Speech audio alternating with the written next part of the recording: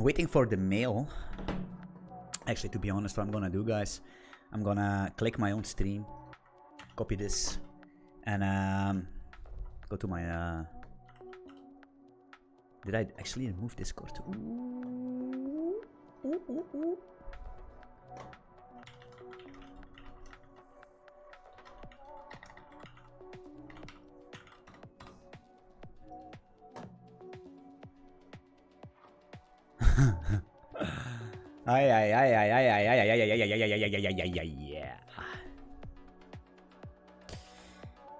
The Parmesan, my new favorite hook for React is use Svelte. You're too late to the party. What up, people? First of all, we need to discuss a couple things actually here on stream. I'm not gonna lie.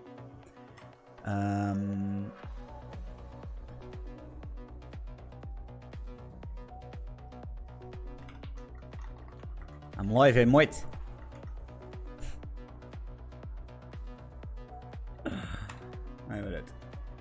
Yes, so Terry, what up, man? So first of all, a couple things that needs to be told here. Basically, what happened with TickTrader? Good question. When you make things that could be harmful for other people, people will not be so kind to you, right? So I pushed the limit a little bit too far. So, hey, it's out of my control and it is what it is, right? So I'm here, I'm sharing my life with you guys on the YouTube, on Discord and on Twitter. And not everything goes into the direction you want it to go, right? And I'm not afraid to tell you. I'm not afraid to start a project and then after a month say, yo, it's not gonna work out for several reasons, right? I'm not afraid to say, yo, I'm writing a game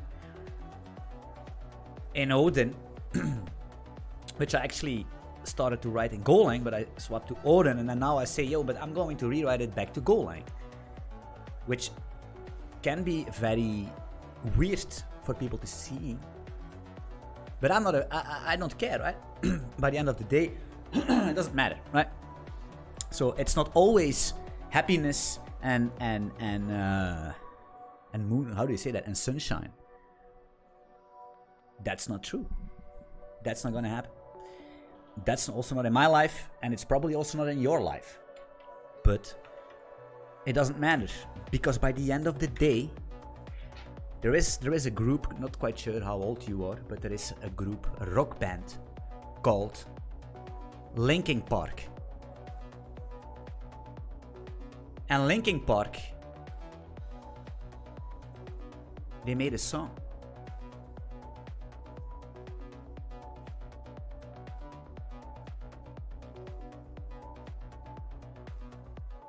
And a song, not quite sure what the lyrics are, but they say, I tried so hard and came so far, but in the end,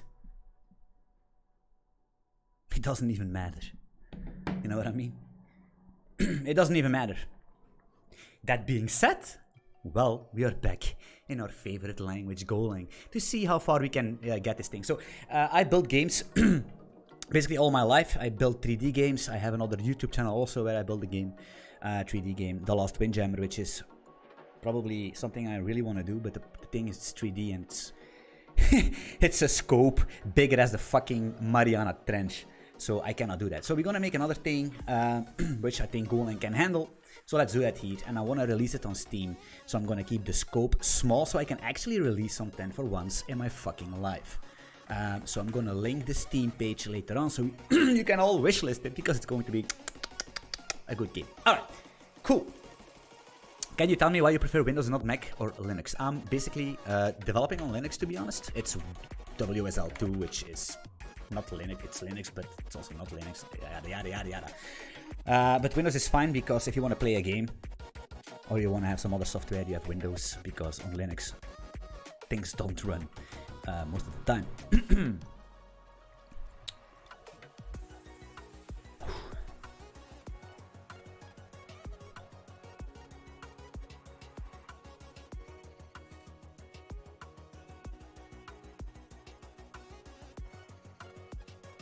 Did somebody send a hitman?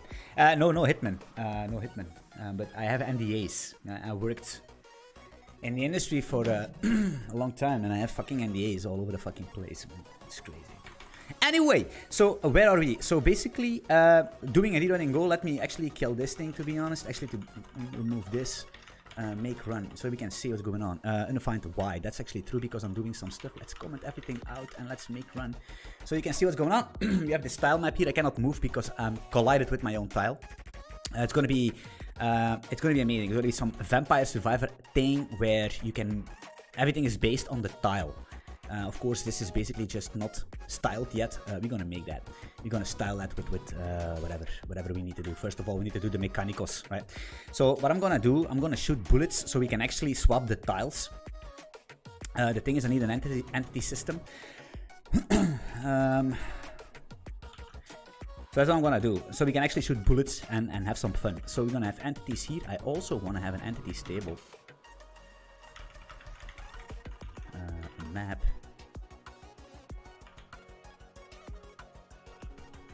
N64, and that's gonna map to an entity here, actually, something like that.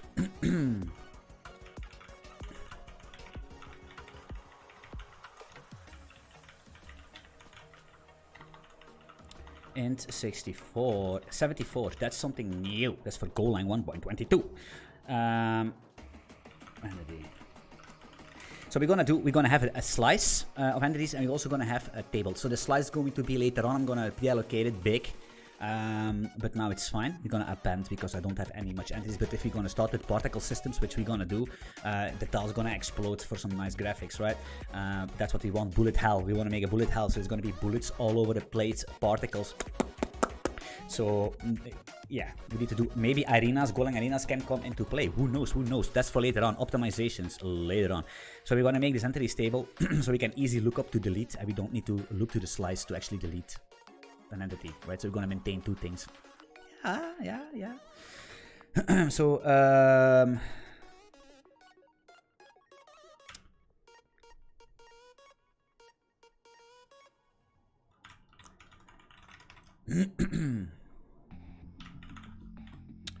entities table, I'm going to do EID, which is going to be based on the game object here. You're going to see what's going on here. Oh, this underscore, close your eyes, is because I don't want to use capitalized letters, and this is ID, and this is ID, and yeah.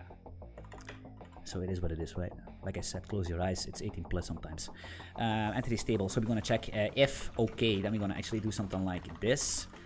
G entities. Actually, this one. Copy that. Paste that in. Uncomment this thing. Use this Y. So it's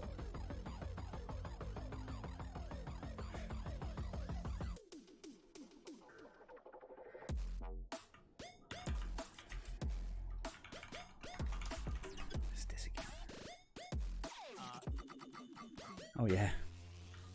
Yeah. Shit.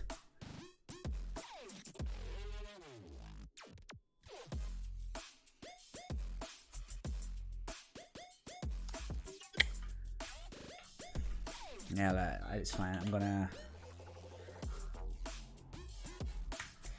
we're gonna start simple. Yeah, I didn't think about that, to be honest.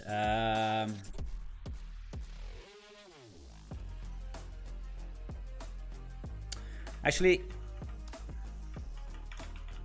we could do it like this.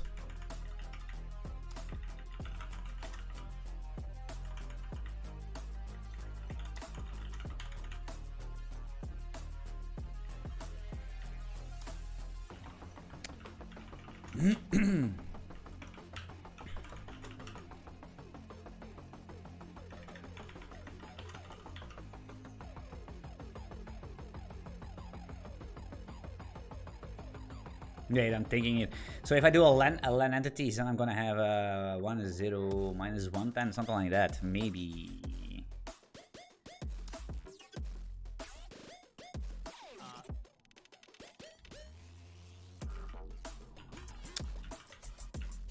Can I please go to my other screen? What is my muscle memory here? So I'm gonna say ID each time we do this new game object. It's a little bit. We need to have this game object. You're gonna see why. So we're gonna say ID is going to be a game because it's a global. len game entities -1. If I have two entities, I'm gonna have 0, 1. So that's gonna be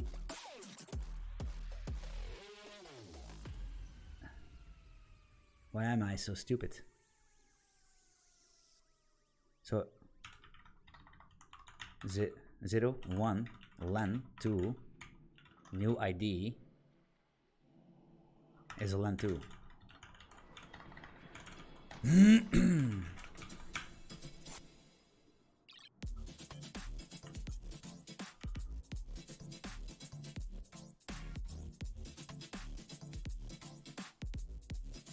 Why do I have a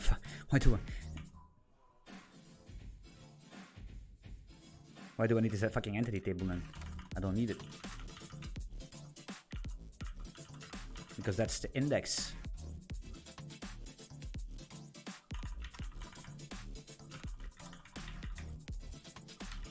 Very important here, set it to nil. So it can get garbage collected. So that's why we maybe want to have a pool system, right? You're going to have a pool of entities. We don't need to garbage collect it. We can actually reuse that entity thing. That's actually what you need, linked list. Something like that. So, but that's optimization for later on because don't want to hassle with that. So spawn entities. We render these things. It's fine with this. This is this bullet thing I was trying. It's fine.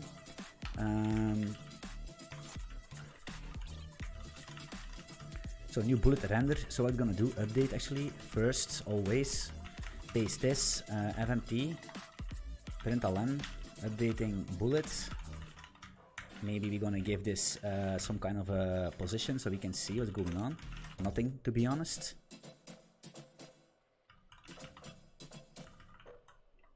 Players, actually, first of all, let's do space. Let's do space for shoot, to be honest. Same thing I did tomorrow, this morning, to be honest. Fire rates. In 64, right? Because it's going to be SLTIC 64.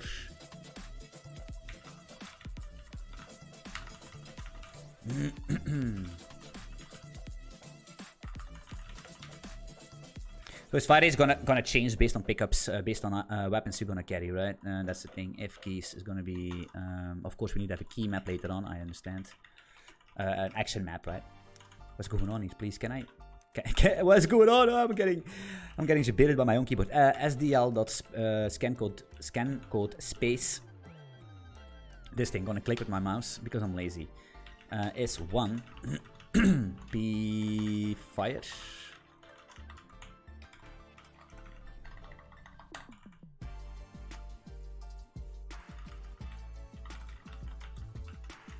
Player fire.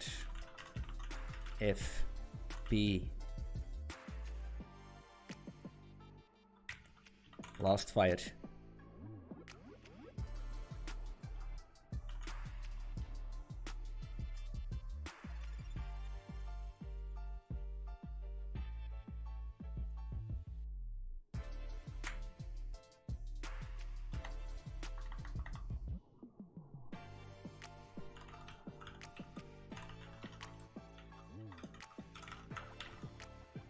Ethics 46. F-Tech minus P last U in 64. Ay, caraca.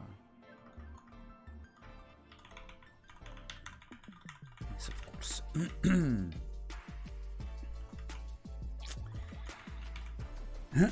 P last fire. So if this min P last fire is going to be bigger than the fire rate, something like that. P last fire equals tick, something like that, right?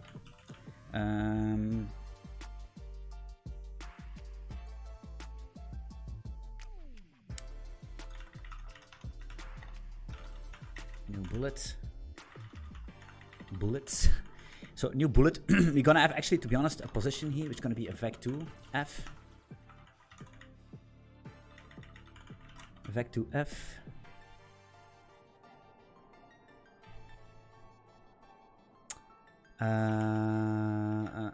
Pos, look at that. I'm doing.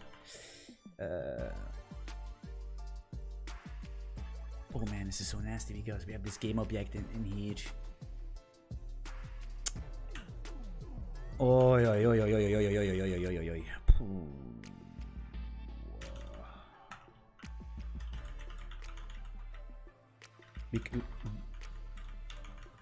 Because new game object is calling this ID. Yeah, we need to have that, right? So we're gonna make game object here. We're gonna say game object position is gonna be this position here. And then we just embed this thing. Can we do that? Game object, we can't. We need to say game object, something like that. It's gonna be fine.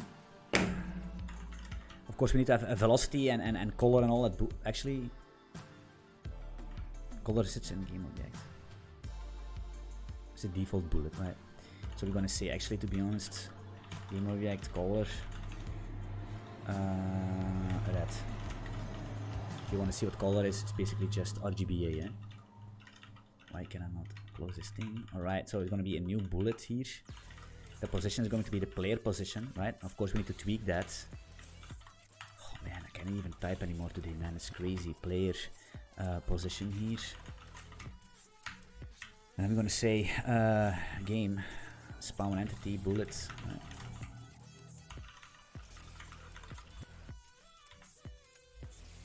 I see bullet is updating, but I don't think my fire rate is.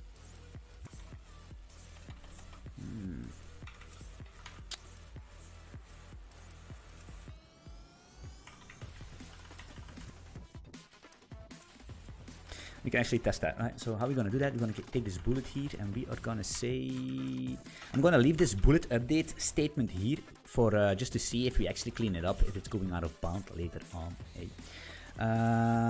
So this is gonna be update B position X. Let's do something simple. Equals we don't have a move speed on game objects. I think we have a move speed on the on this thing, on this bullet itself. B move, B speed actually, and then we're gonna times dt this thing, right? Something like that. And the direction is very important, right? So we're gonna have a. Do we have a direction in game object? Yeah, we have. So game object direction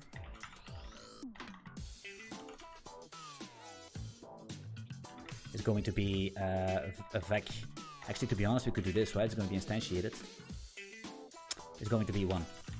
1 is going to be hopefully the good side. We need it, right? And we're going to say b direction x.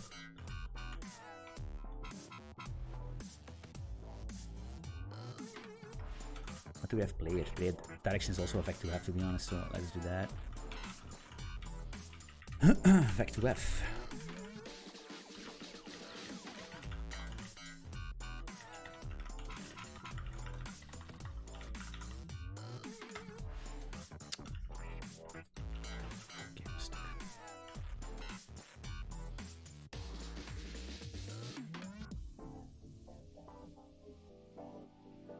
Oh yeah. Hey, maybe we should think about rendering this bullet, eh? What do you think? How are we gonna do that? We need the rect of the bullet, because right now it's just SDL rect. It's gonna be sprites, it's gonna be textures later on. But that's easy peasy chicken lemon squeezy. How do we get the rect? Very easy. We say rect is going to be SDL rect. We're gonna say that the x of this rectangle is going to be the b position dot x plus game camera x. Can we do please type hinting? Yeah. Ooh.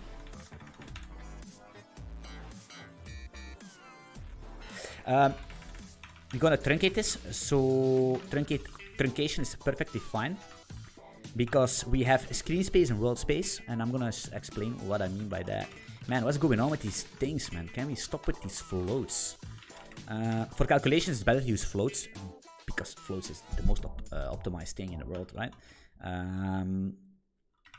So y is going to be the position y plus a camera position, because I will explain what we do here. Then we're going to have a width, which is going to be the bullet width. I don't know. Let's do 8. and the same thing for the height, right? Later on it's going to change, and then we're going to say, we're going to do something like SDL, no, it's not true, game, renderer, fill rect, and rect. Of course, we need to set the draw color, game, renderer, destroy, no, set draw color, and we're going to say it's going to be the B color, R, B color, RG, B color, RGB, RGB, and then of course B color alpha. That's the thing. Okay, still see no bullet, man. Wait, are we? I know what's going on. Do we do the tiles first? Actually, it's a very important aspect.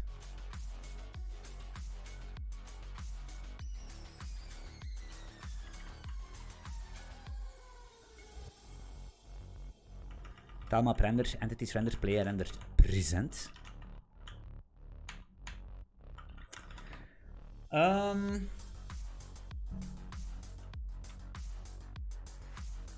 Yeah, this is because my player is out of bound. I need to do collision check, but I see the bullet is not moving, right? So you can see that's the thing, right? So I'm moving with my whatever thing into the game. I cannot move these tiles, right? But you're gonna shoot them and they're gonna swap color, right? That's the thing. The question is my bullet. You see, my bullet doesn't get any movement speed. Look at these numbers, man. And it could be that we are that this game object thing is just completely broken.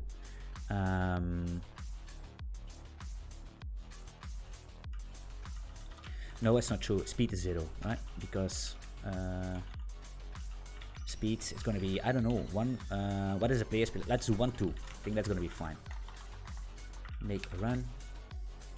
Yeah, you see the bullet is flying, eh? But the bullet is, look at him going, right? He's out. That's problematic, right? Of course, we need to position this bullet also fine. So what we're gonna do is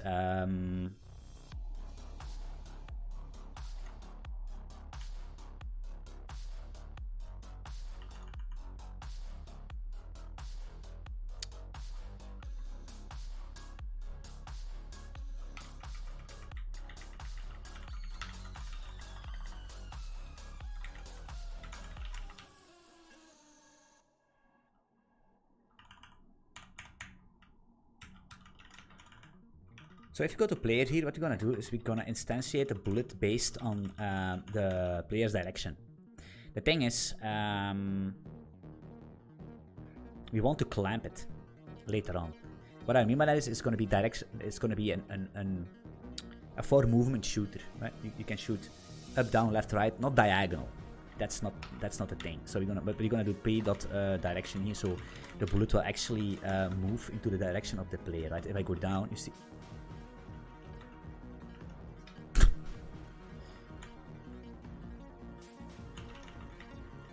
Yeah, if I can. The thing is, we need to of course set the direction here because otherwise it ain't gonna work, my man. Make run, right? So now we're gonna, you see, down is not working for some fucking reason like that. Oh yeah, huh?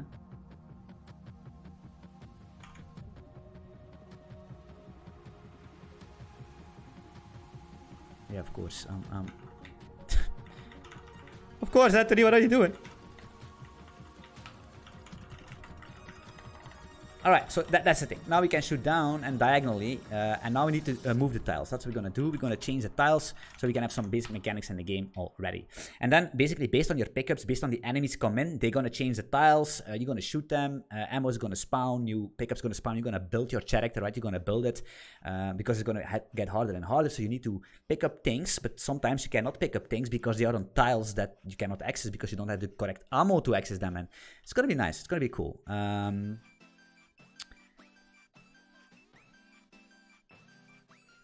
Okay, so now we have this bullet. Let me close this with my mouse real quick because sometimes it's fine. We do some Q&A later on, so no worries, guys. Bullets. So what we're gonna do is each time we update here, right? what we're gonna do is we're gonna get the tile. So we're gonna say tile is going to be game tile map get tile based on a position. And that's going to be b.position. The problem is that the get tile wants an vec2. So we could do a vec2. X is going to be the truncated version. Why do we need the truncation? Let me show you, right? So what's going on is basically that if we move with our player here, right? So this position, if we truncate that, we can calculate the exact index of this tile, right? For the player, we check 4 corners. The bullet, we shoot the center or something, actually, to be honest, 4 corners should be checked. The position and to see what tiles are basically colliding, right? And then we can get them from the tile map. That's what we do. So we need a truncated version. So it's going to be b position x, right? And then also the truncated version of the int32 here of b position y, right? That's a tile. So first of all, we need to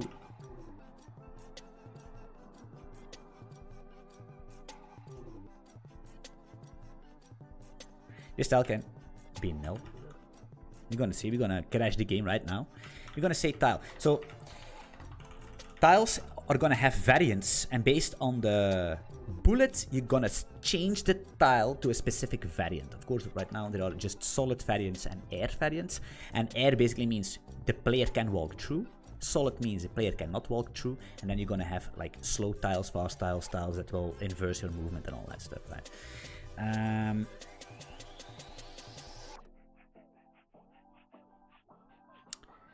So, because we are white, we're gonna swap to black. Actually, it doesn't really matter what color it is, to be honest. So we could say tile color, we can swap it to black, just like that. Actually, if tile, to be honest, right? If tile is not nil, we can do that. Just for the sake of, because this is a pointer, can be 0.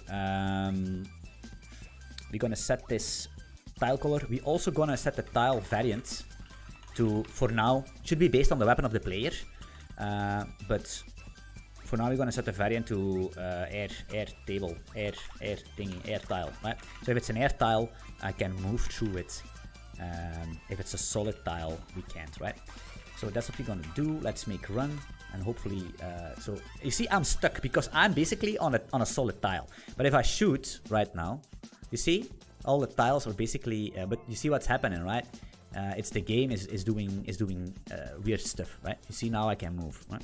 And then now it's gonna crash. It's not. But then enemies can come in, right? And they will color the tiles back again, right? So they come and they're gonna block you and all that stuff. It's gonna be amazing, right?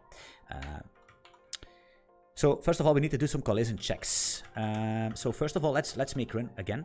So this corner here is not 0. This is 0, right? Where the player is here, I'm stuck, right? But this is 0. Why? Because I offset it with a camera. So what we could do to check the collision for a bullet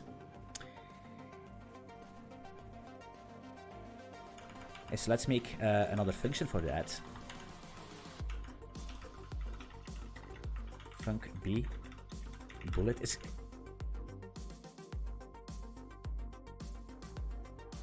It's going to be a multiplayer in the future.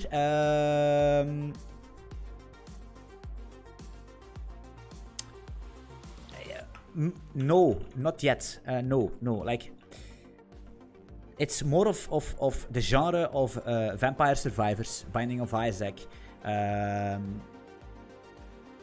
Risco Rain. So basically, bullet hell, but with a little bit of strategic. The game already exists, kinda, but not in the format that I want to make it. But that's with games, right? A game is basically always a copy from something else, right? So what we're gonna do is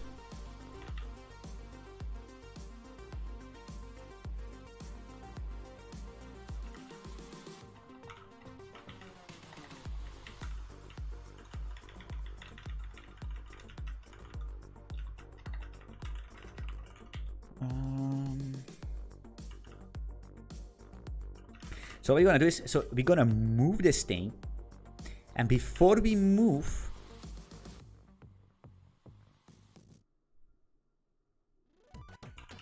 you could say, why don't you check the tile? If the tile is nil, why don't you destroy the bullet? Yes, but the problem is that we use mod.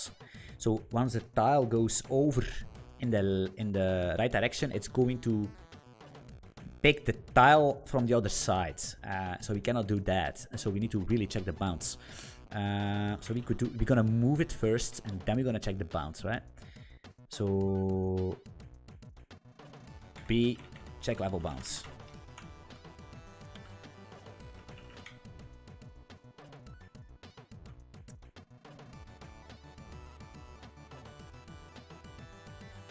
If B position X is smaller than 0, but that's going to be smaller than 0, but that needs to be X plus the If you really want to do it good, guys, we need to have a bit. I'm using int 32s because SDL works with int 32s, right? With height, it's going to be the same thing, I know.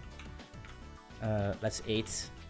But we need that because we're gonna have bullets that are have other semantics, right? Other characteristics.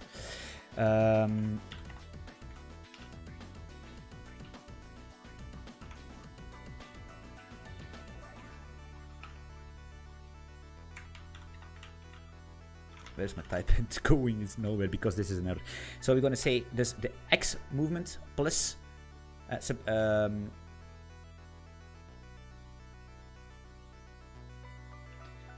B width, right? Yeah, float is fine. So if that's 0,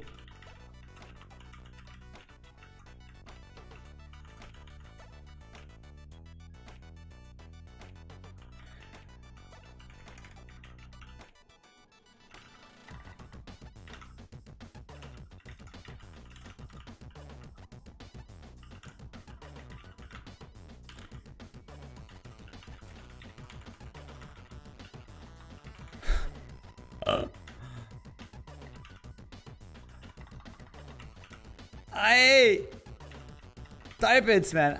I coded the whole Odin thing without type it, so now I'm relying on it because it's so amazing. Out of level. So if this is out of level, return true here. That's fine. Then we're gonna copy this. Actually, to be honest, we could do return B position X float is smaller than 0, or B position X. X is that's X, right? So if X is crossing, if that's bigger than the game tile map width, which is calculated based on the tiles and the tile spacing, or it's going to be a very long thing. B position Y. So Y is there, so we need to check if that's smaller than 0 plus B height or B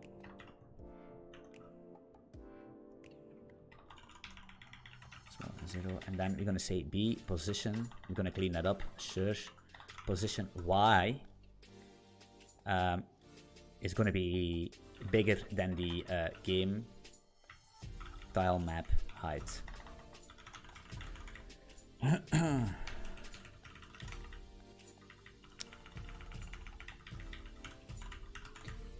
I'm very curious how Golang is gonna format this thing for me. Yeah. Let me see, Rapike, what you can do. Look at that.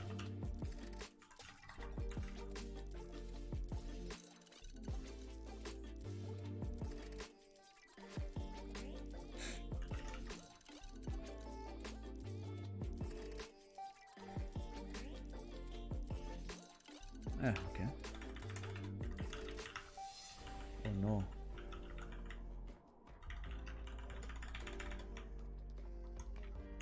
Oh no. Oh no. Wait, we don't need that.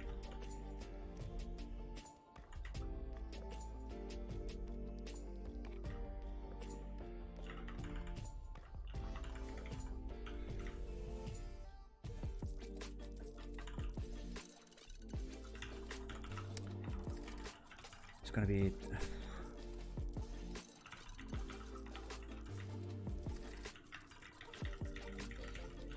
Truncate that is fine, I think. Wait, why is this not working? What's going on here? Tile map height, position Y, in32, right? I should actually make a function that converts a vector to a truncated one. B position Y plus B height. B height is in32, and this is, yeah, okay, cool. Okay.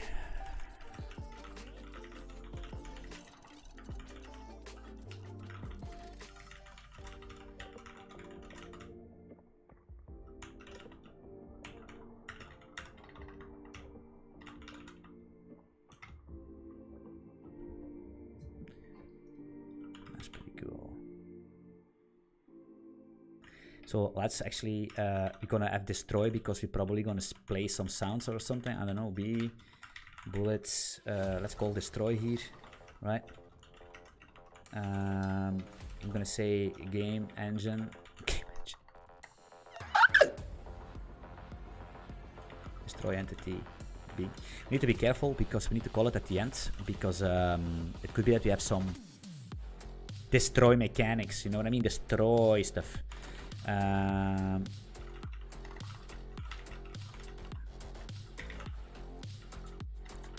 Bullets destroyed, right? Destroyed, something like that. If out of level, be destroy. Do we need to do something else? Just return here, clean this up, destroy this thing.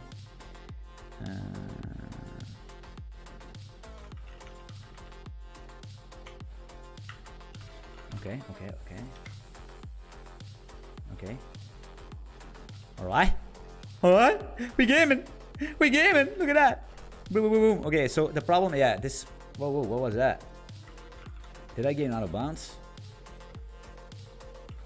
That was weird. Was my player out of bounds? Yeah, my player was out of bounds. That's fine. We need to check the player, but that's no big of a deal.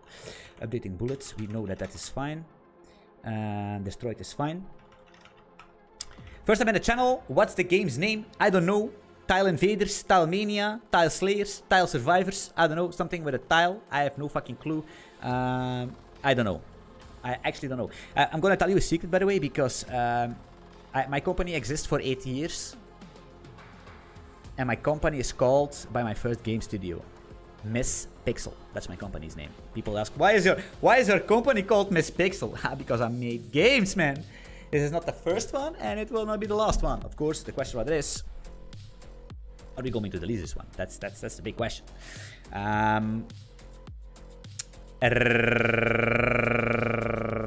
Rakker. All right. Yes. Now, this annoys me, right? Make run. So if I shoot this bullet, it shoots from. Look at that. I can lay the bullets down like a mine. You see, and the fire rate. Whoa, where's my player out of? I need to check the bounce, but that's fine. So what we're gonna do is wait. Let me do it again.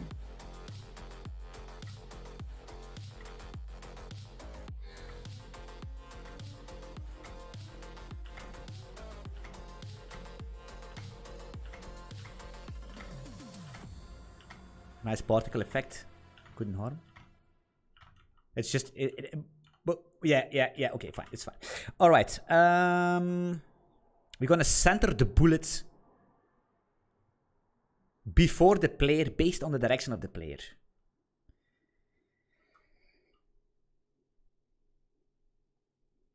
So, or we do this in the bullet itself, or we do it and the player when we make this bulados.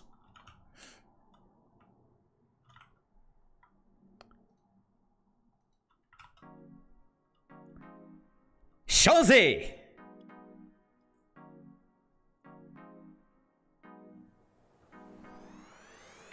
Where spawn bullet? Yeah, here. New bullet position direction. So where are we gonna spawn this? Well, the problem is that you cannot position this bullet because you don't know. Actually, we do, because we could call bullet.width here because it's instantiated. So we could say, yo, make me a new bullet, and then say that the bullet.position.x is going to be, actually, we could actually directly set, we need to pause it for new, I know, vec2f, we could say that the x of this bullet is going to be, we know it's certainly going to be the player.position.x, that's what we know, but we need to center that, so we're gonna say that plus the bullet.width divided by two beautiful fractions. But yeah, you can't because this is a float.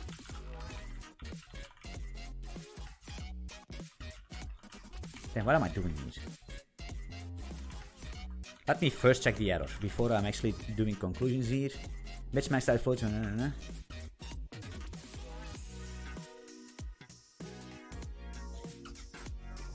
8 divided by 2 in 32.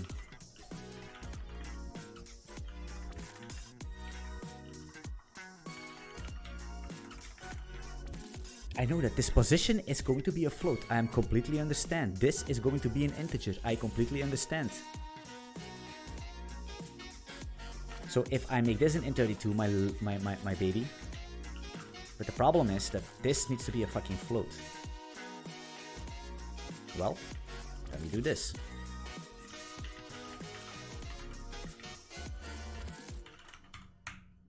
Why not? That's gonna be center. We need to do the same thing for the y position. So we're gonna actually copy this, make this y. That's going to be plus the bullet height divided by 2. So now we're gonna have that's not, actually we are wrong. That needs to be the players. What am I doing? What am I doing here? It needs to be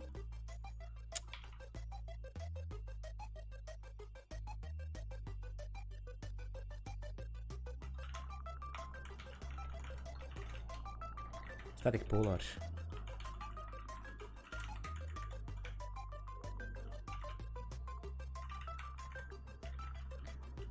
I can already feel the game vibes. Yeah, you could say, yeah, you do 2 times player width, I know, but that's because it's a square. It's a square. You know what a square is? A square. Okay, that's that. Quick, man. Skibbity boomba. What? You see that there still is a problem somewhere. Somewhere I'm doing something that cannot be done. Because I was certainly in bounds, to be honest, right?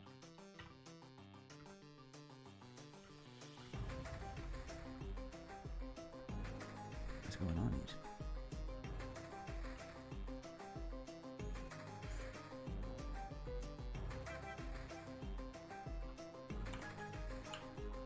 It's my tiles. No worries about that. Maybe it's the entity thingy. I'm gonna check that. Can you please make a Rust project? Never.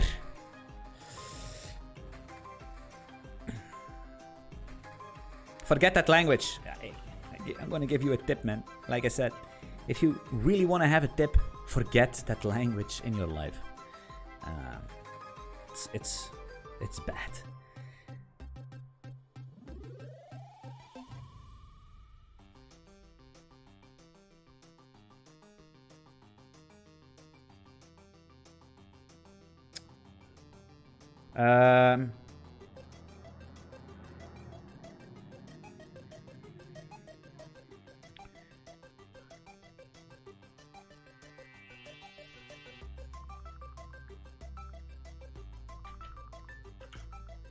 Is this mad thing? Is this some bracket thingy that I actually don't know do because we cannot some precedence thing?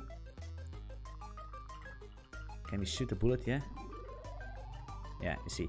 Let me fix this bug because it's annoying me. Now we're shooting in the middle, right? You see? Now the bullets come from the middle. So what's going on? So the problem happens if we shoot.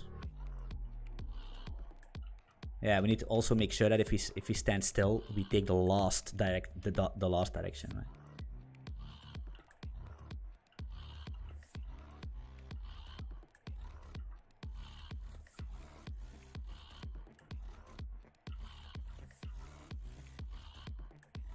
What's going on?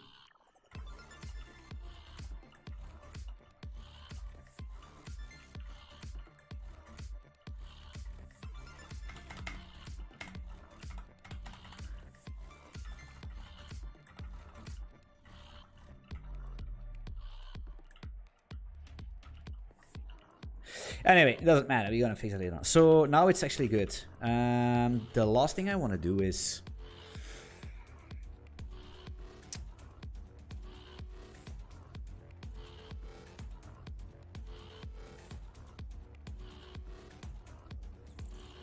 maybe we should also check the direction based on where your mouse is, but clamp it to one of the directions.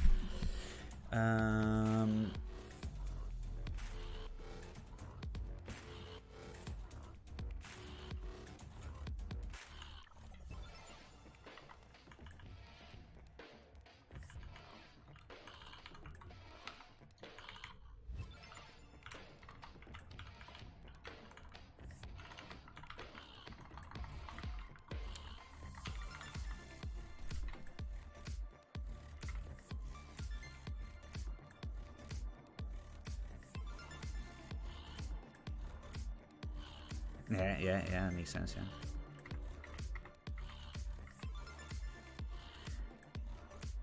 I see what's happening. Look what I'm gonna do. I'm gonna go to my place, set my fire rate a lot higher, actually. Look at that.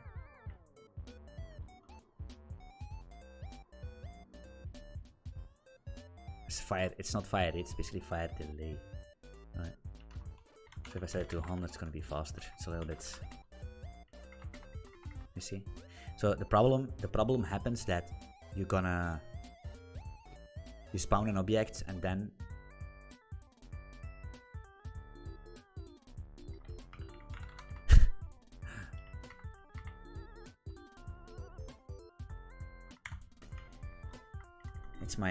it's my bad entity thingy.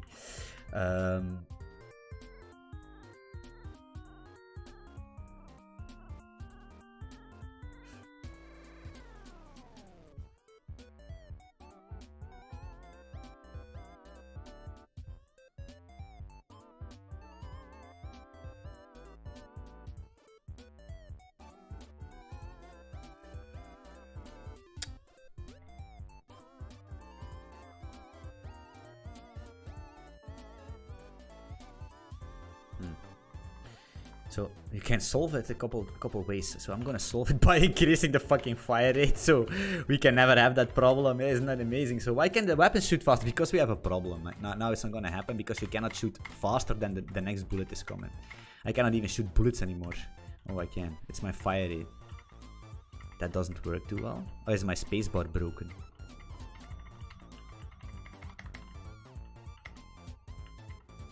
Man, this game's buggy.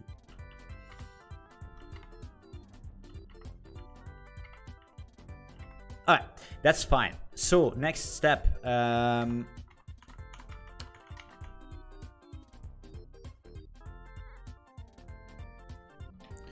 It's still sitting in my head, I'm not gonna lie, to be honest.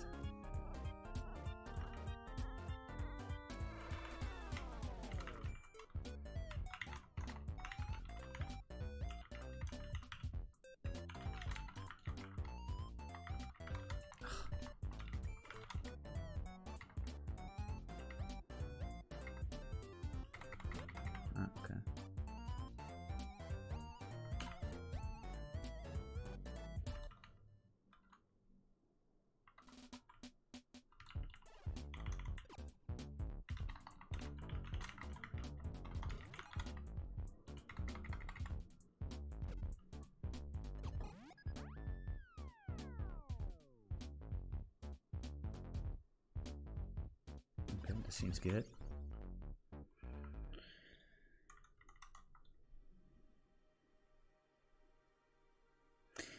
It's this destroyed thingy, right? So basically,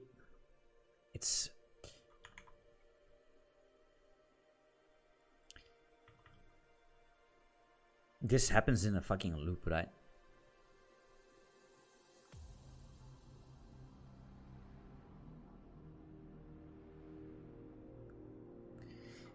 Normally you should basically do not render them and remove them. So what's gonna happen is, so basically you should, if something needs to be destroyed, you flag them as destroyed. You do not render them, and then when the frame is over, then you collect them all and you delete them in one go. Because what's happening right now is that you're basically in a loop, and you're gonna modify this loop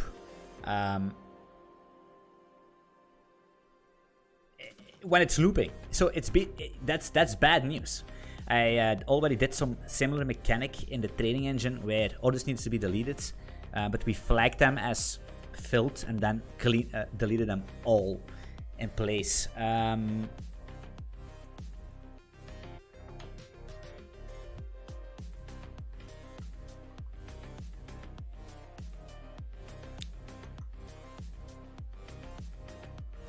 I want to have a quick thing. I don't like to do this deep coding. Like I said, it's evening, it's stream. I don't like to do these deep decisions, which doesn't make any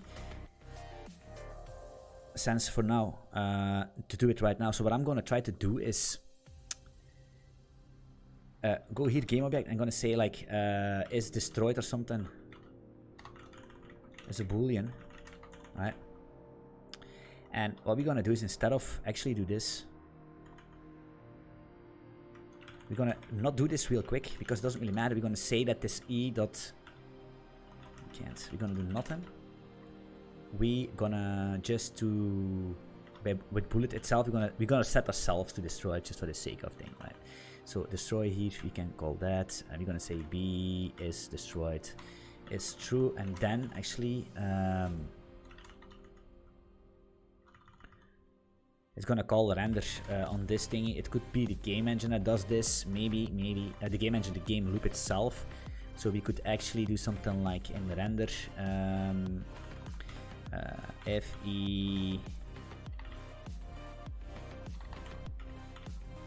Shit, it's a fucking entity. We don't know that, right? We're gonna fix all of these beautiful things. We're gonna do this. If b is destroyed. Just do an early return here. Yeah.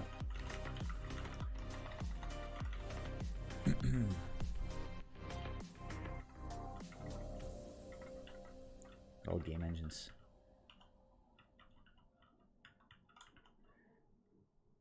Wait, what I'm gonna do is actually also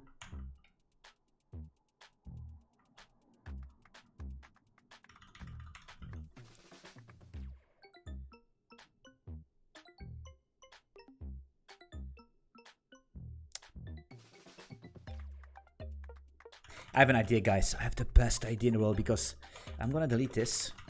What I'm gonna do is we can say entity. We can say entity here. There's a little bit of interface stuff. It's nice, right? It's game dev. You guys say, hey, game dev, I'm a web dev, right? I want to know how to make service, but you need to know the language, right? That's what you need to know. That's what you can do. And then these patterns, you can make whatever. You can make porn with it, right? You know what I mean? Doesn't really matter. So what we could do is we could say is destroyed. It's gonna be a boolean, right? You see that I hate this so much, because that's why we need to do this bullshit, right? We're gonna copy this and we're gonna say here is destroyed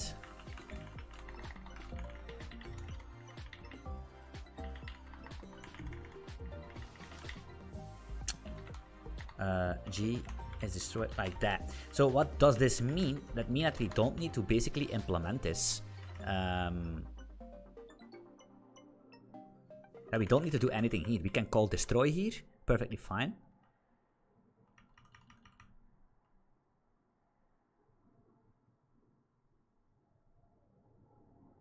Yeah. And then in the main loop, what you could do, yeah, if you have a little bit of, yeah, dirty would be nice, yeah. Dirty, but dirty doesn't, it's a common technique, right? Especially in database and all that stuff, and in state, where you set it's dirty, so you know that. But the problem is that in a game, it's just like, it's dirty. I mean, maybe you make a dirty button. I don't know. You know what I mean? Where you're gonna render a dirty texture for a dirty player. I don't know. So it's a little bit weird in the context of a game engine. So we don't need to do anything for our bullet. That's why I'm not a big fan of this game object stuff. But it could make sense. I need to play around with how I can. It's fine for now, right? And that's why. So the destroy entity, we need, like I said, we need to wait until the frame is over and then collect them and destroy them in one go, which is much more optimized because, let's say you have 1 million. That's too much, but keep that in mind. 1,000 entities, and then each update you're gonna delete them. That's bad. So you could, for the garbage collector and everything. So what you could do is basically just collect them, flag them, and then at the end of your frame, just do one swoop and you're done, right? One sweeperino. Actually, you don't even need to collect them. You not even need to garbage collect them. You could just set them to nil and reuse the pool of entities, which that's where you're gonna go in the end game, right? So destroy entity. We need to flag it, right? We need to fucking.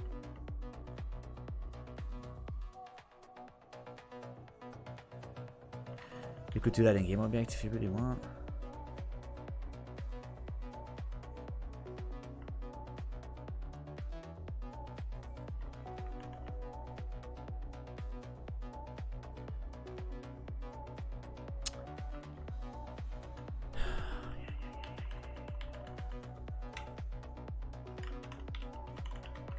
You're gonna fix that later on, right? It's a little bit of internal shit, but it's fine, right?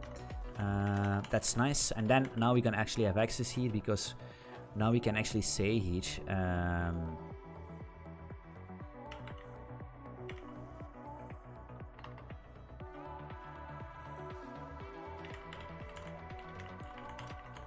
If it's not destroyed, we're gonna render.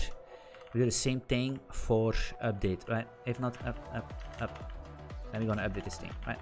That should be it, right? So now, yeah, now we are destroyed, right? Now we can shoot all this bullshit. Now we have a fucking laser. Look at that. Oh my goodness, look at this. But that's not, yeah, like I said, that's not how we're gonna play. This could be a laser for later on, but like I said, we're gonna make particle things and alpha blending and all that. It's gonna be nice, right? But now you see, it's fine. And we destroy all that bullshit. Clear the whole level, right? Beautiful. Boom, boom, boom, boom, boom, boom, boom, boom. All right, that's the thing. And you can see we have nice movement. We have a little. Not quite sure if you can see it on stream, but it's not just a simple movement. It's a little bit of a. It moves good. It feels. You see, it glides a little bit. It's like it's not snappy, right? Snappy is not cool. It's a little.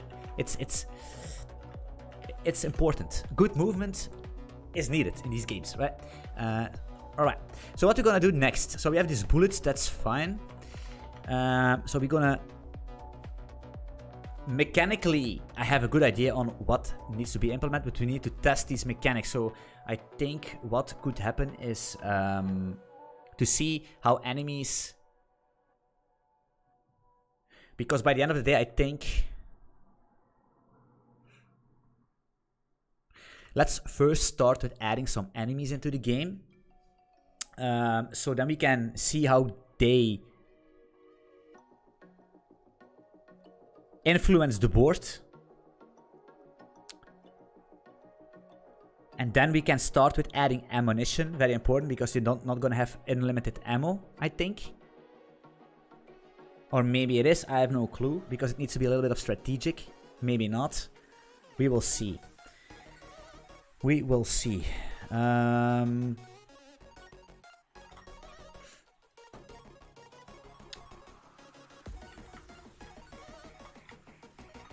Enemy, go.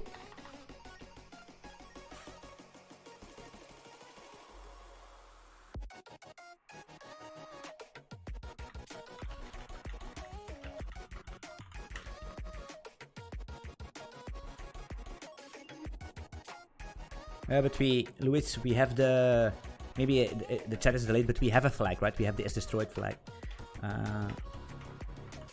But you're completely right with That's the same thing, right? It's just another name with an underscore.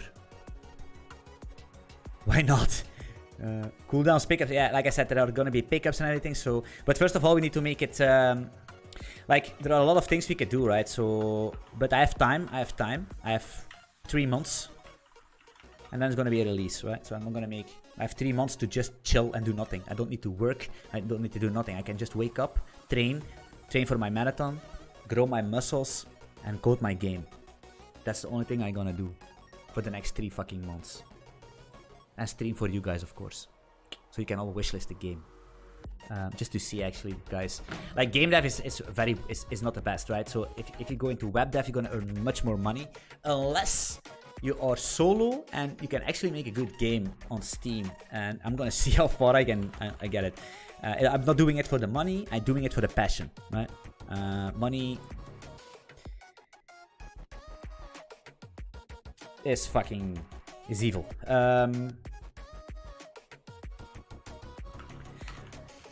Alright. Type enemy. Enemy. Strict. Alright, and now we're gonna have leaderboards and all that stuff. That's gonna be nice. And then we're gonna see, right? We have SDL, so we can port to mobile, we can port to all PCs, Linux, Windows, Mac. And then I'm gonna see, maybe depends on I played a lot of games in my life, guys. I know when a game is good or bad, right? So that's why we need to get some stuff going. So the enemy itself is going to be a game object. I hate this game object so hard, I'm gonna lie, but hey. So we're gonna func new enemy. And there's gonna be a pointer to this enemy. Or maybe we should call it an invader. Nah. I don't know. Tile invaders, I don't know. Enemy, maybe we're gonna call it an invader. Who knows?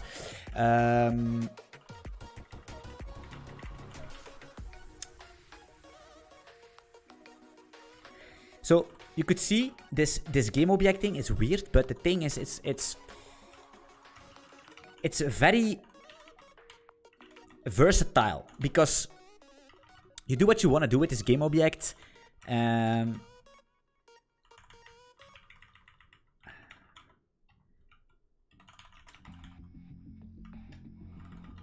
I said, for example, move speed is something I'm gonna implement for this enemy here, and for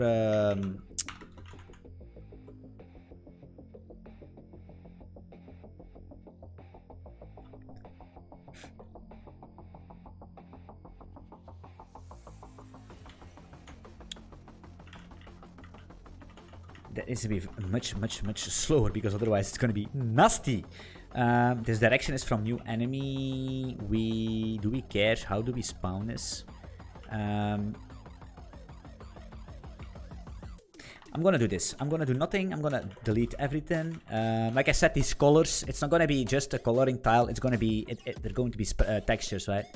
I'm still thinking about sprites or maybe just the vector textures. Not quite. Pixel art of vector. Not quite sure. I'm gonna see. I'm not the best pixel artist, although I have some. I did it in the past. Like I said, guys. Like I said before, if you don't believe me, that you think, guys, Anthony, you are everything. But listen, if you don't believe me, that I'm making games, man, and I'm making insane games. I'm making fucking insane games. I swear to fucking God, this is my game, right? What you're gonna see right now is my fucking game in Unity. I have 16 subscribers. Look at that. Wait, let me see. Need I have even? I'm modeling and everything. This whole ship, I modeled this myself. This harpoon thing. Look at that. This is, guys. Like I said, I'm from another planet. If you don't believe me. This is basically just before I created my YouTube. Ooh, we almost got the crate. Sea of Thieves. Boom. Come on, Anthony. You can do it. You can do it. This game was pretty cool, and I'm still dreaming about this game, and it's gonna be my biggest dream to make such a game like this, because It's basically from Waterworld, right? Kevin Costner with Waterworld, where you have these trimaran ships, and then you basically on your ship, and you need to gather resources and fight enemies and everything. It's, oh man, I still get goosebumps when I think about this game. I was so fucking happy. I didn't have a YouTube channel, I didn't have a Twitter, almost. I had no Discord community. I was all alone, and I was so fucking happy I could make this game, man. Blender and all that stuff, man. But now I have time to actually make some games, right? But we need to make a smaller one. All right. Actor would be best suited for interface. It's actually true. That's actually super true. Actor.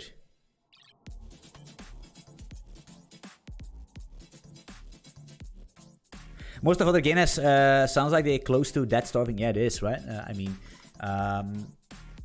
because like I said before, it's the same thing with projects in the devs on web development also, right? I mean, it does not matter. Most of these devs are very talented, right? They are very, very good. The game developers are one of the smartest people, right? Like, if you come from game dev, you're going to be successful in every other programming aspect because you are so good in programming. That's the thing, right? Web devs, they are a little bit too left-handed. They have two left hands because they don't know much about dirty programming and techniques. They are too focused on, I need to have my unit tests. Oh, I need to have my project structure. Oh, I need to have clean code. And I have this and clean this and this. No, game devs, they are fucking, they don't give a fucking shit. They want to have their future in. They want to play the game. They want to drink Red Bull. They want to talk with each other. They want to support each other. They want to share. It's an amazing community. It's completely different than the web development, right? These guys don't give a shit. They press buttons. You know what I mean? The web dev, they are complaining. Primogen, complaining about every fucking programming language on the fucking planet. They are continuously doing reaction videos. A game dev, they don't give a shit. They playing games. They making games, man. They're making prototypes. They're sharing it with each other. itch.io. They are sharing, they're playing each other games. They're doing game jams, making beautiful games in 48 fucking hours with each other. It's amazing. And they don't complain about anything. C#, Unity. They don't give a shit what language they use. They don't care. They just do stuff.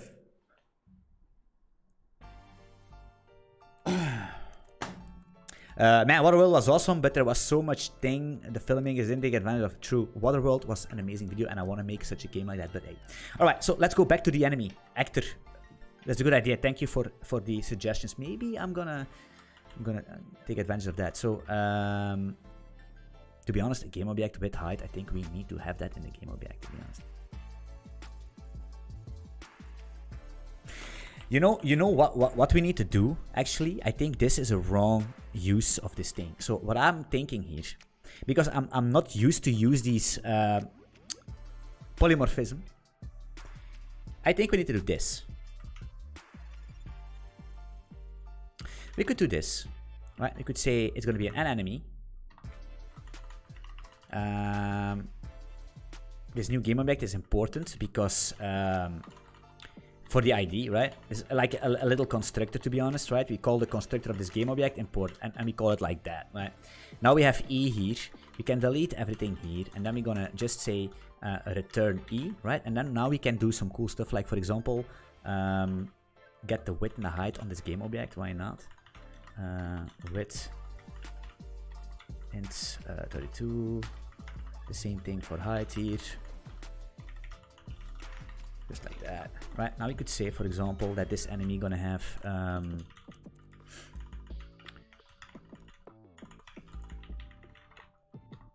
the player is 34, so I'm gonna make it the same as the player, to be honest. The same for the height. I'm gonna give this a cool color. Let's make this color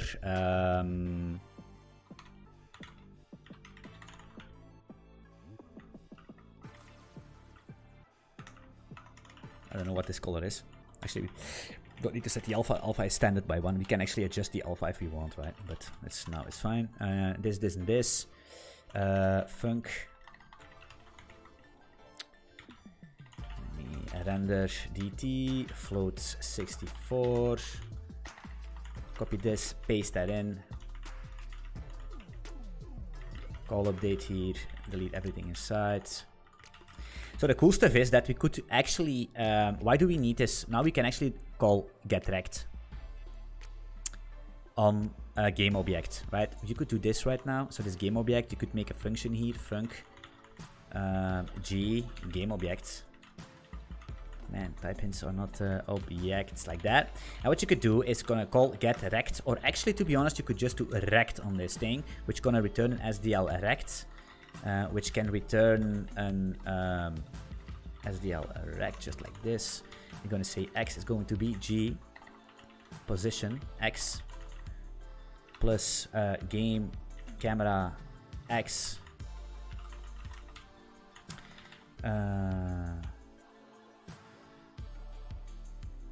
I don't want to use this float. It's fine to use this camera is going to be a float. Right. The same thing for y, like this. Because getRect is what we need anyway, right? Because why do we need it? Even if we have a texture, getRect is important. Bounding boxes, collisions, and all that stuff. So getRect is always nice. So now we're gonna have this thing. The width is very simple. It's gonna be g width. That's why we have it. Beautiful. And then height. I started to like it. What's going on here? Heights just like that. So now we're gonna use this. So what's gonna happen is, if we need to, I like to get my update first. What's going on here? Anthony, what are you doing? Float 64. Yeah. So update is this one. So what we're gonna do is rect. It's gonna be get is erect. Look at that. It's beautiful. Erect. Guys. Hey, this came from nowhere, I swear to God, but I instantly, you know what I mean? I was like, I think, what the fuck? My brain was processing this like a CPU, like a, oh my goodness, that was crazy. This, no etage with Odin this morning look like a nightmare. Yeah, Odin is nice, the problem is, couple problems. I like Odin, for me it's fine, like I said, I have time, but I cannot just have 3 viewers watching me program. I mean, guys, that's impossible, right? So I'm not a slave of my community. If people say use Svelte or code React or we go, then you go. But if nobody likes to, Odin is never gonna use that unless you're never gonna use it anyway, right? You're never in your life gonna use it. You're gonna watch one video and okay. Good job, right? And some people are gonna watch me, but nobody's gonna watch me for 2 hours. Go on. It's fine. It's good. We will make it work. We could do Unity, but I don't like game engines. The learning curve, yeah. But like a 3D game, I need to use Unity for sure, right? So, or something else, Godot or something, but rect, erect, basically. No comments. So we're gonna get that, and we're gonna say game dot renderer destroy. That's not what we're gonna do. We're gonna set a draw color. Set draw color. You could say, why don't you use the game object to render? Because you have every information to do.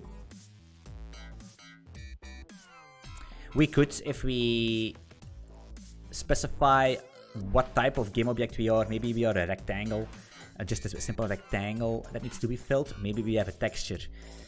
I like to have the control of my render inside of every object, because sometimes you want to do some special rendering based. Sometimes you want to render, sometimes you don't want to render to get some animation effects, and that's needs to be controlled inside of the thing, right? Some enemy is gonna have special animations or whatever, some none. So we're gonna set draw color here to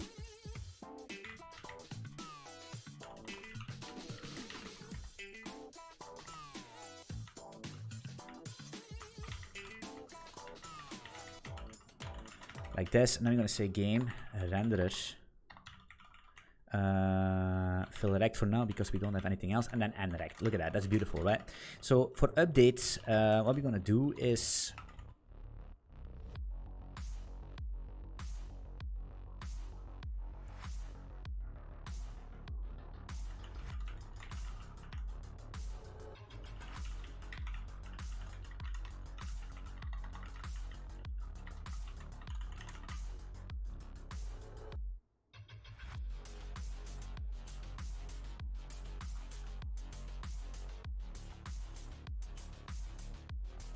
this is a long time. We're gonna oh my goodness. The default game dev thing, and I don't know it out the top of my head. That's nasty. That's gonna be nasty. Now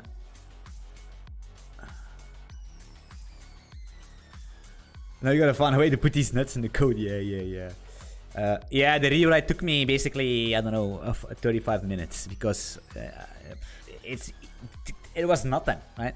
Because it took me a long time to figure out how I could in Odin, how I could do, for example, what's good on Rust and what's good on Golang. Golang, oh baby, what's that? What's good on Golang and what's good in Rust? Interfaces and threads. Interfaces and threads are just, it's so important to have. E-render, look at that, entities, E-render is so important, and you don't have it in Odin. I miss that. And Rust has threads, which is nice, and Rust has enums, which could be even, it's also super powerful. But Rust is too big of an ID, it's too big of a language, right? Is it a bad language? No, but for me, it makes no sense. It's too big of a thing. I don't want to keep it simple. So it took me a while to figure out that in Odin. In Golang, it's just pressing buttons and everything is fine. So we can actually do some cool stuff. So this thing's going to be rendered, right? Enemy with new color here, yes, and then main. I'm going to spawn something, to be honest.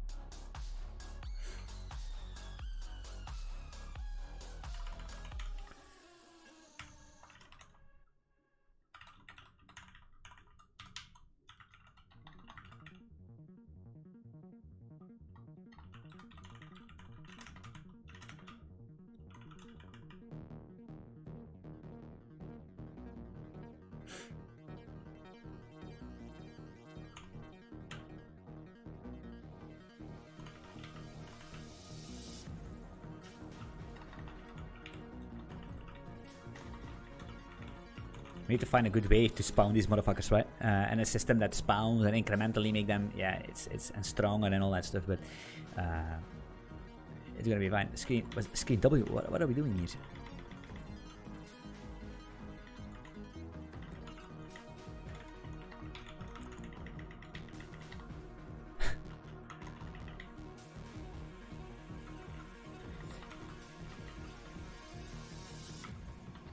Get size.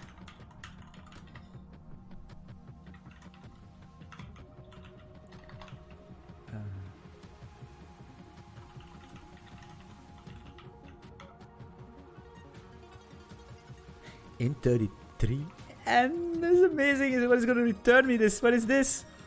Yes! Thank you! I didn't know we have an int 31, which makes no sense because it's an int 32, but maybe it's computer science that I didn't follow at school or something. So we're going to say here, basically, wait, this is actually not true, right? Width height. I was thinking something like that. What am I doing here? So I want to spawn this bad boy here on the screen width, right? And this is going to be the screen height. Of course, that is going to take an integer for sure. Oh no, it's... Wait, it's not the same as n, rent int n?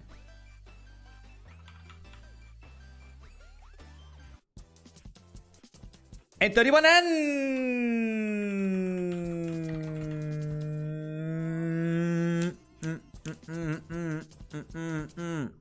Look at that, in the mix.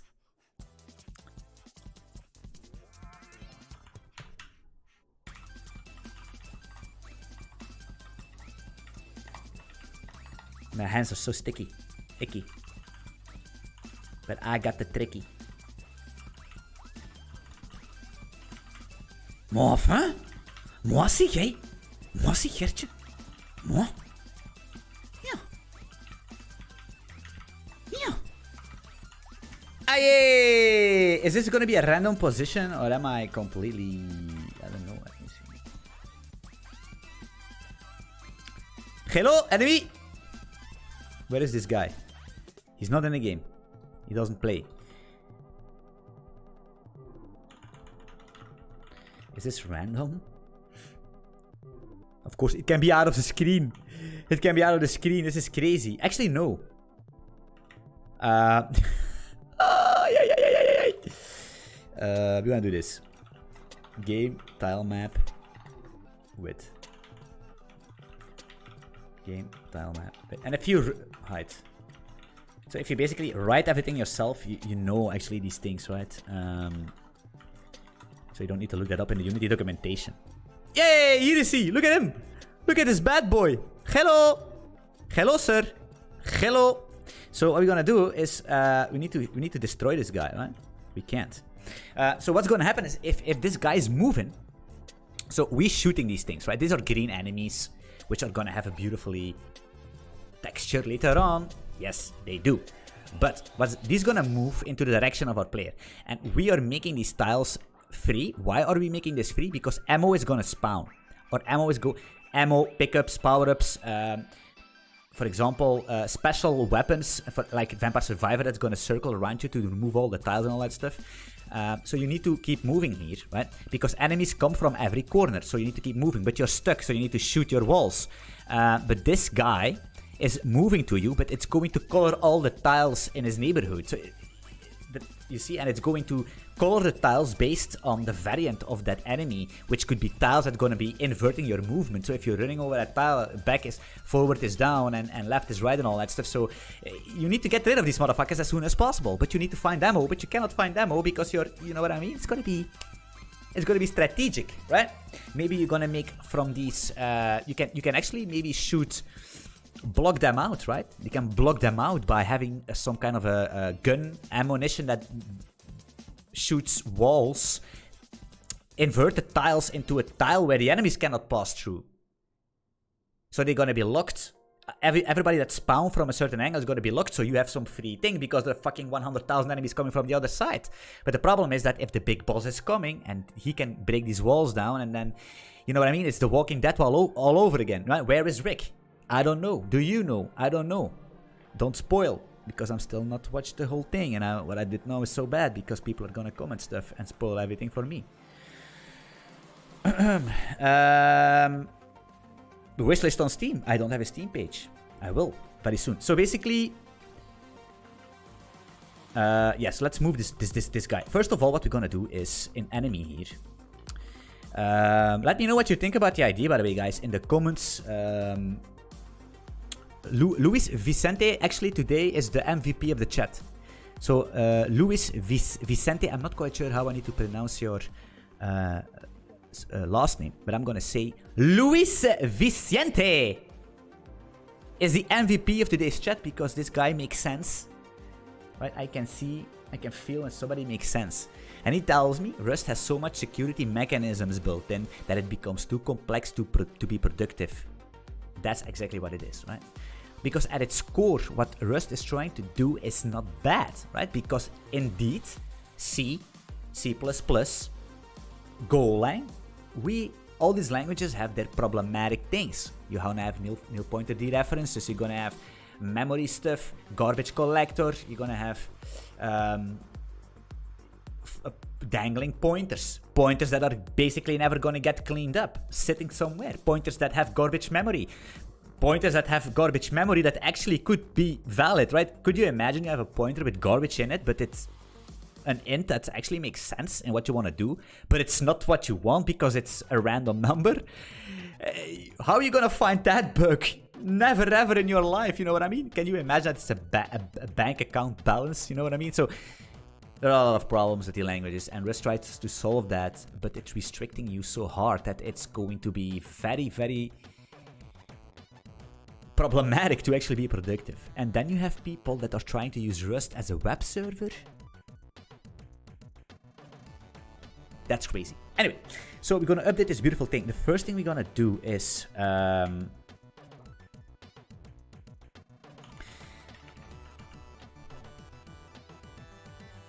think we could do the collision into the game object also, right?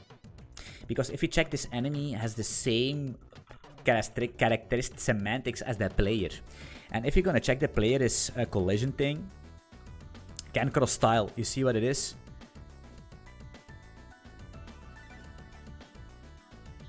So this thing, so what I do here seems a little bit weird, but we know we have 4 points. Right. So we know that if this is a player, so we know that our player has 4 points. So what we need to do is we need to check each of these 4 points if they overlap a tile. So we're gonna truncate that coordinate, and then we're gonna have then with these truncated integers in 32s, we can actually find the index in the tile map, in the one-dimension tile map, right? So what I do here is basically I make a 4vec2 and I put these things in, right? And then I check for each of these positions, I check what tile is beneath, right? And we need to do some logic. Of course, these logic can be different.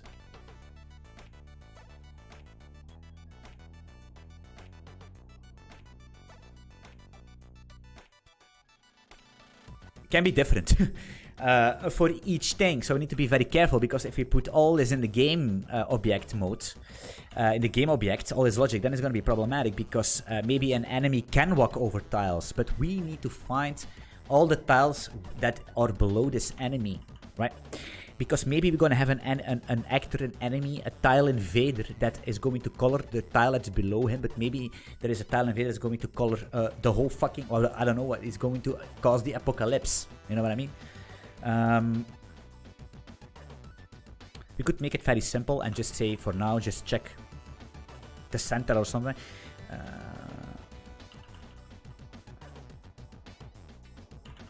You see, all these things can be done in game object, right? You could do func g game object center.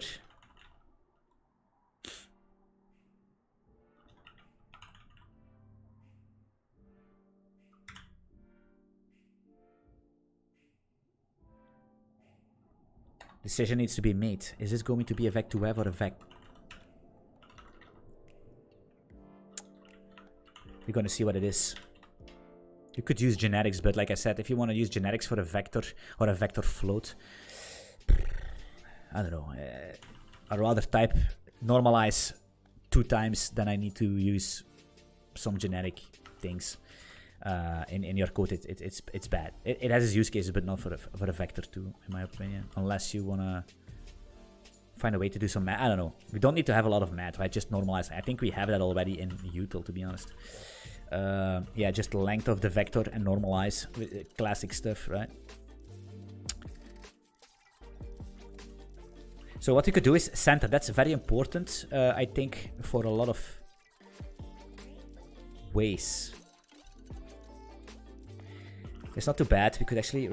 we have this already here. We're going to say x is going to be g position. X minus g... Ooh. Oh, wait, divided by 2.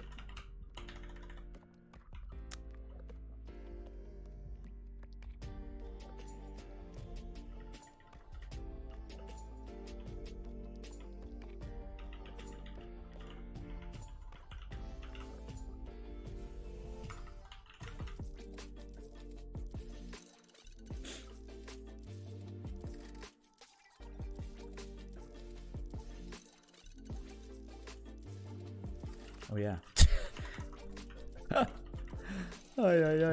And then the same thing is basically the center is gonna be height, right? Something like that. So now we're gonna have these things we can do on the game object.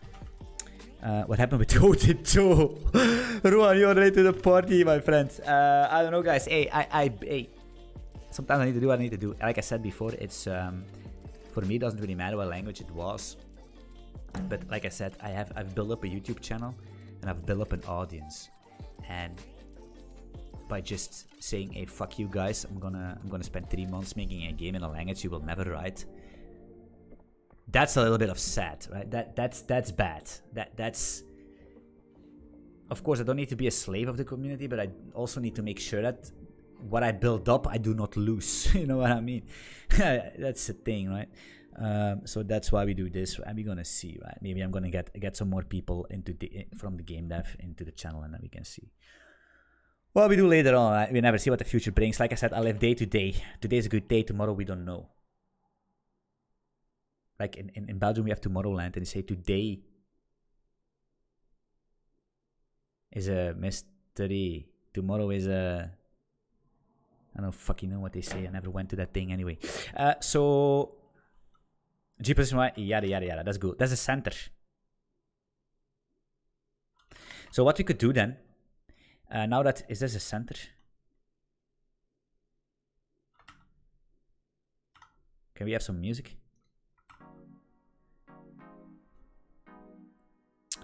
Center. It's fine. Is the game still... Yeah, the game is still... Yeah. Right, so... alright, that's nice. So let's do this. The bullet is... The fire rate is too much. It needs to be more strategically, but we are just testing, right? So we are gonna say in the...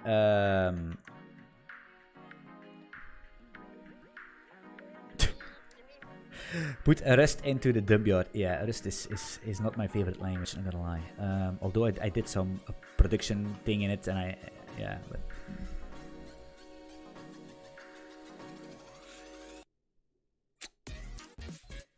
What am I doing? Can I please go to my enemy? Where is this thing? Here. Let's kill these things here. Boom, boom. Alright, so we're gonna have...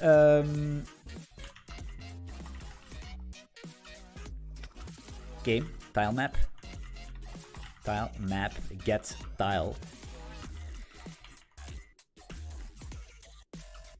That's why I want to have this get center.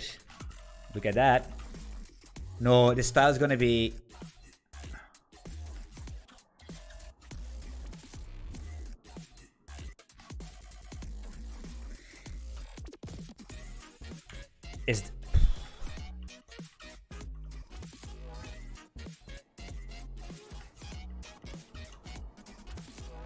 I hate this.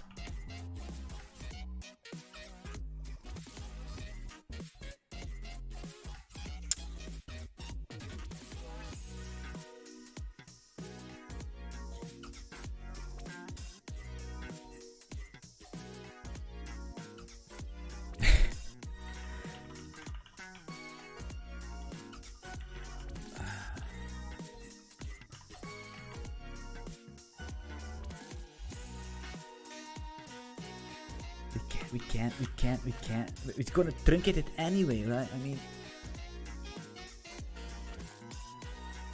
if you wanna... You're gonna truncate anyway. And by the end of the day, it's like, it's a pixel, it's... Guys, what I need to do? Need to be consistent, because sometimes you wanna...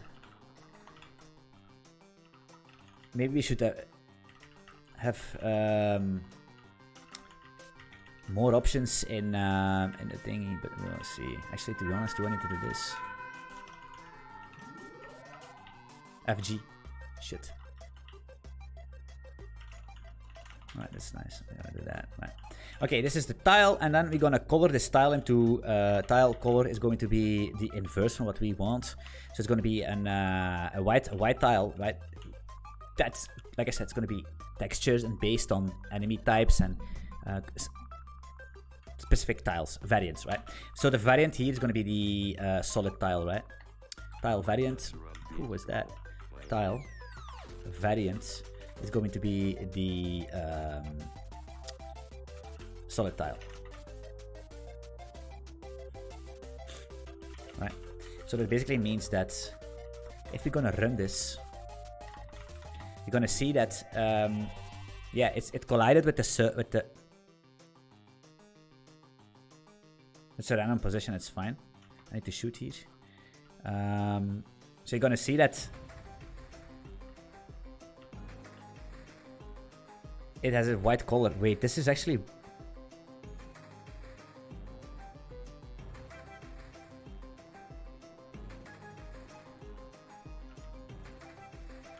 You cannot shoot diagonally, I think.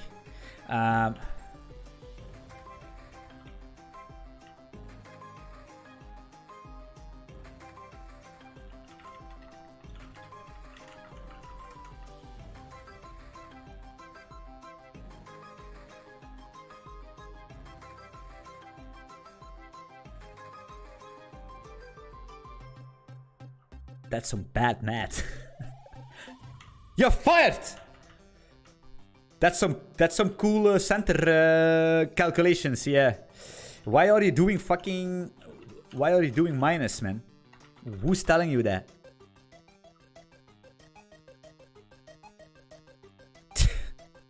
Normally we check 4 points, so you can see it's crossing this tile also, right?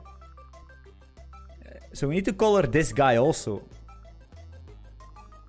And this guy and this guy. Are we going to implement it from the first time like we wanted to?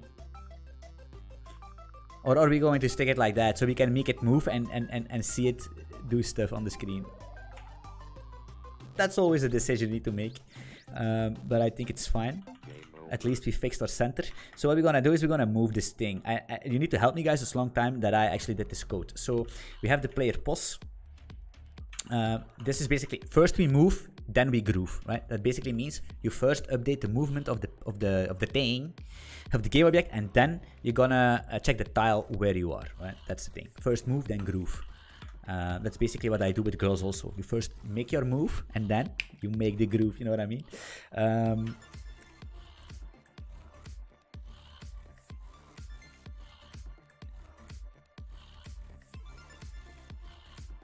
Yeah. So, how do we do that? We have the player position, we have our position. We need to move to that vector. Well, we need to move into the direction of the player, right? That basically means that we need to... I have no fucking clue how this goes, and I don't want to look it up.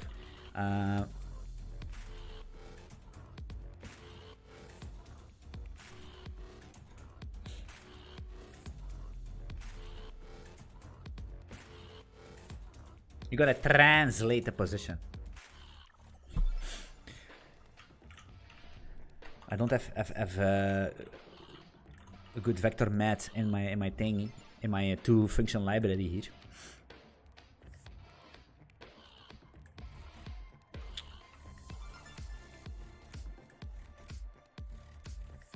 Could also just set it to the player position and it's game over already. But that's not good, right? We're not gonna do that. We're not gonna warp it. Like zoop, game over. Thank you for your $20.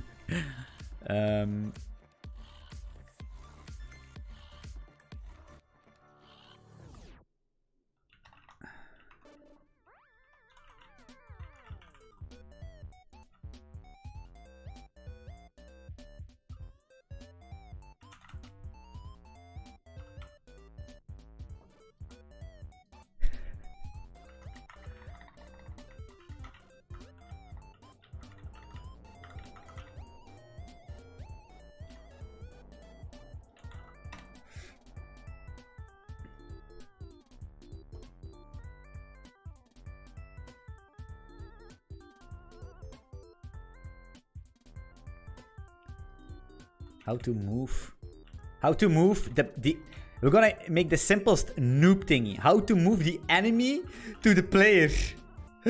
Towards the player in Unity. Let's do that. Here, the first thing. What's this? Transfer, yeah, but these things. Distance, yeah.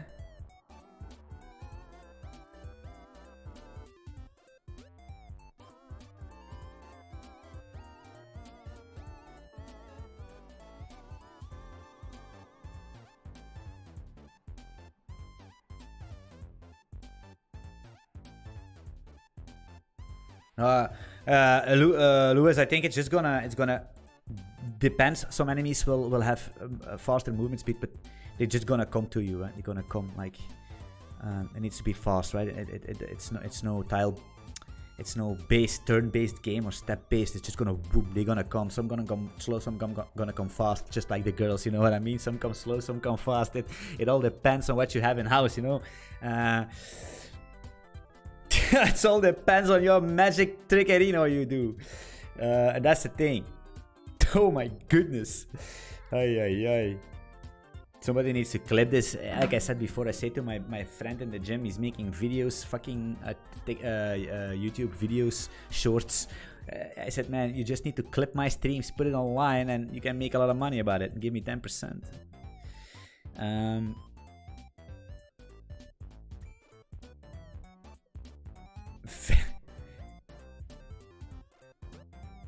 Transfer on position, transfer on forward. What is this?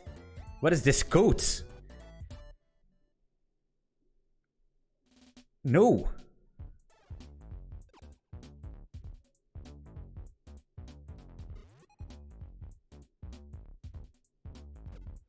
Could you imagine? Could you imagine that you basically see me going here and you see everything here is purple? Everything here is purple, so it basically means that I watched all these videos. Can you imagine that, man? This guy's making a game and is watching every fucking how to make a game video on YouTube. That would be crazy. That would be sick, man. Ay, ay, ay. Anyway, so it's let's figure it out ourselves. I have so much ChatGPT, I'm not going to show it. I have Odin things, but it doesn't know about Odin because... Anyway, so we have the player position.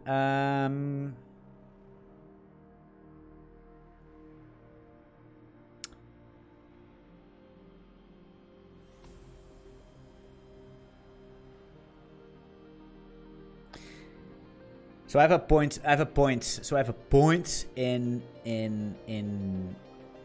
space, and I wanna translate to that point. So I'm gonna take the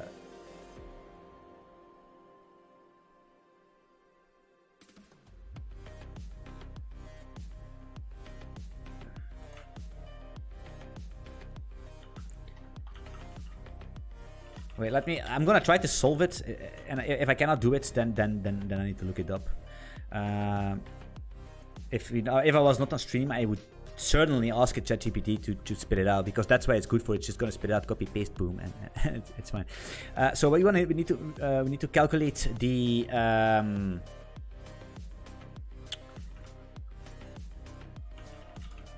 problem is we don't have a vector mat.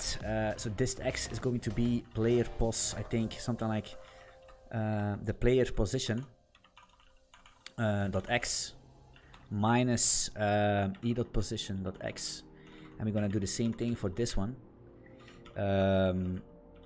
for y, I think. So we're gonna have two new coordinates.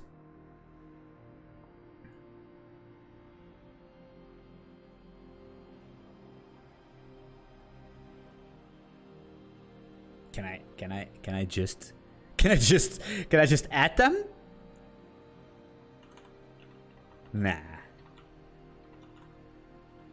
that's not true. Right? That can't, right? That would be too easy. Is that?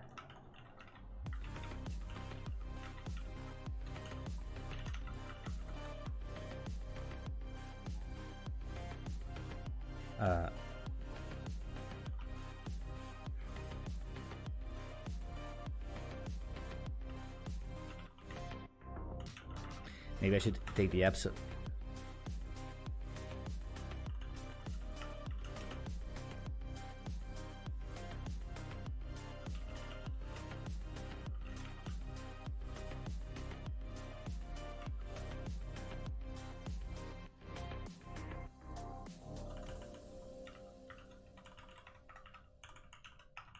It's the move speed that basically makes sure that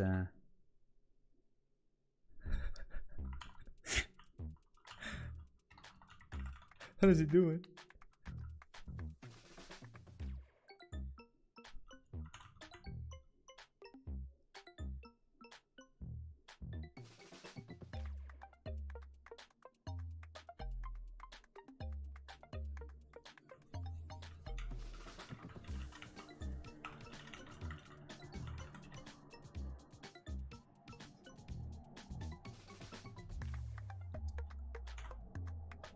It's just... Is it this style? No, it's not this style, right? It's gonna... I think I'm close, but I'm not close enough. I'm not close enough. Yeah.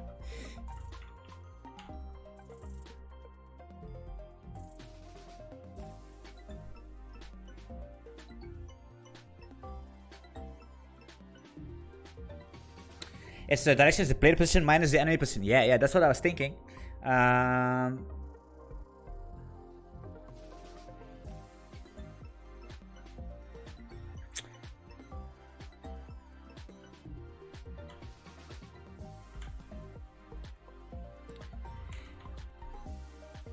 Do I need to take... Hey! The absolute value? Maybe?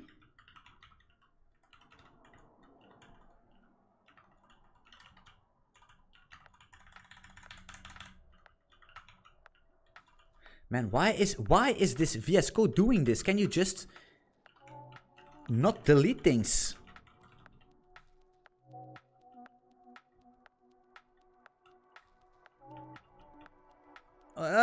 It's gonna be much better if we have fucking particle effects all over the place and some things, right? This game's gonna look directly different, but...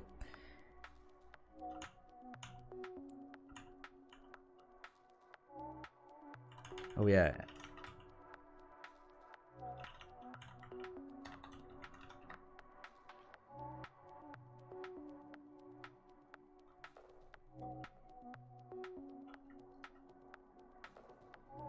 The tile is no. It's on a tile, it does not need to be. We need to check these tiles, right? If the tile is null, we need to check that, right? If tile is not null, I explicitly returned null, so we can check. We can do these null checks, which makes a lot of sense. But this enemy is out of here. He's gone. He's vamos a la playa. So I subtract these two things. I'm gonna look it up. Create a target. How to move the player to a point in the game. 2D top down.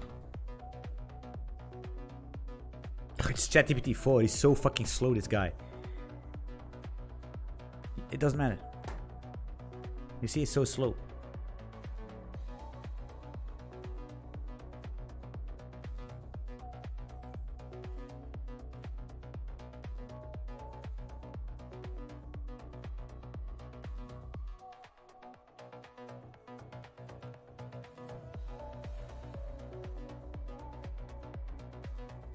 Guy, it's fine. Stop talking gibberish, man. New chat here. ChatGPT 3.5. How to move the enemy. How to move an entity from X, Y to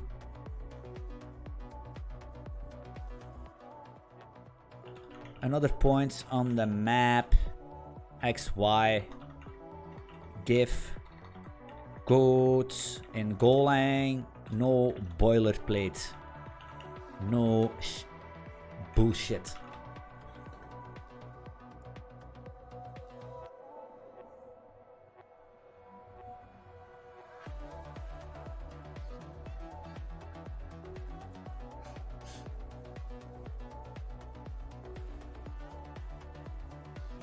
Yeah, you lerp, yeah, okay. The end and start. Aha, plus.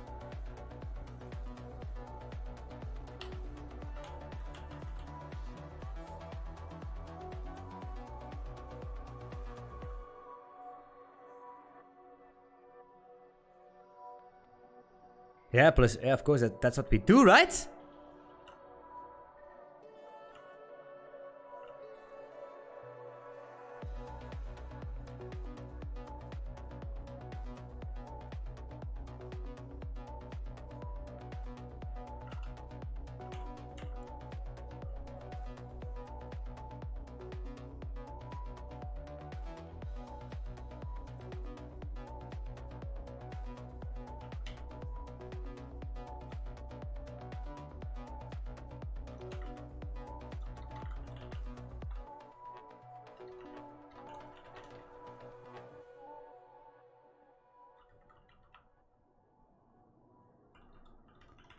We don't need to max.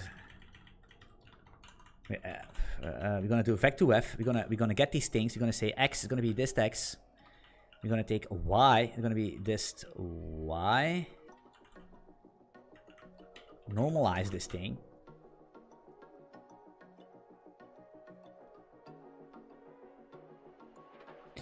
But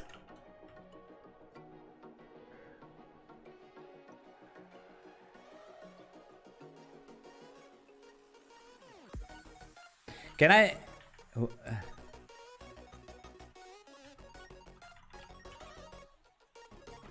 Man, why I'm so bad? But the problem is, like, if you use Unity or something else, you're gonna have translate. You're gonna have all these helper functions where you never need to hassle with these things. I'm not quite sure if this is gonna work.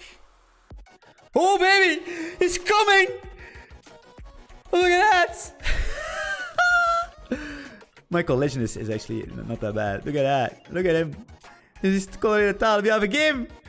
You see, he's coloring his bullshit in red. So I cannot move here because, you know, I need to shoot him, this bitch. But he's invincible. You know what I mean? The Hulk is green. I'm a genius. This is so cool, man. Look at that. Okay, he's coming. And so if he hits me, then it's... You see, they're reproducing themselves. I can see them doing it. Anyway.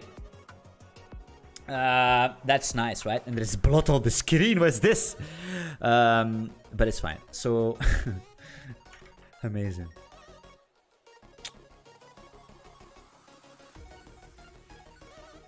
Yeah, normalization, because you normalize the distance each frame based on the distance xy is gonna get smaller. You normalize the length. Yeah, of course.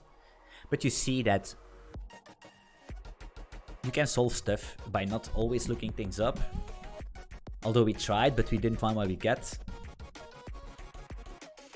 But by the end of the day, we fixed it, and it took us longer, but we are happy. It gives us dopamine. We're never gonna forget what we need to do. Thanks to also the MVP of today, Luis Vicente, or something like that.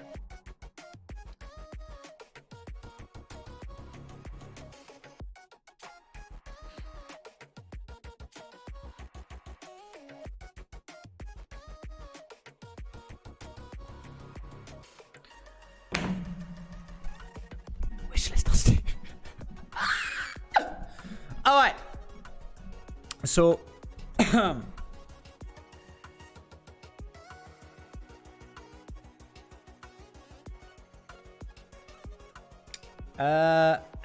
actually, to be honest, guys, I'm actually a little bit happy by the entity thing we have, like get rect, get center. I like that stuff. You could do the similar thing in no, you cannot, because the problem is that it's fine. Or you could have a similar thing in order with using, but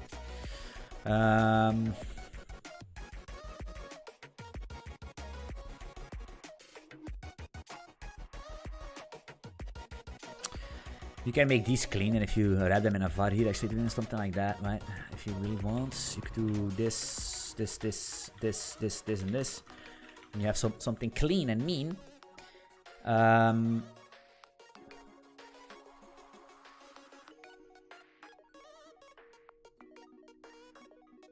Ideally, if you really want, you need to make in the lib. You could do game player position dot min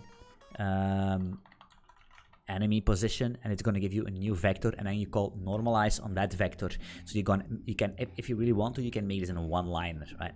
Game player dot position minus enemy e dot player e dot position dot normalize, and it's done, right? But we don't have that. It is what it is. Right, so I'm gonna leave this over the last 5 minutes for some Q&A here. So if you have questions, it doesn't matter what it is. I'm gonna answer them, and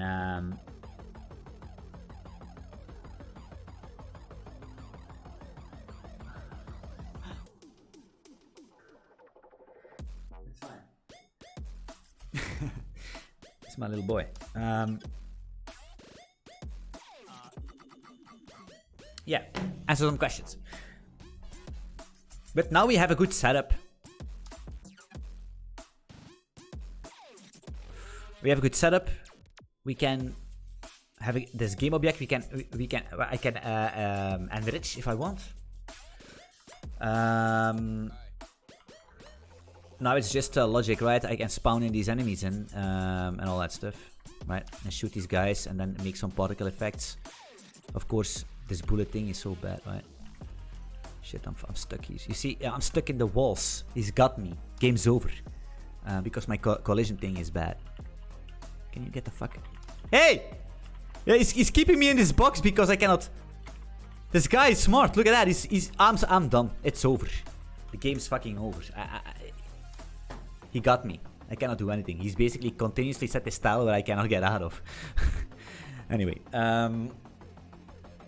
yes. Let's see if there are questions coming. Otherwise, I'm going to wrap it up and take some time off.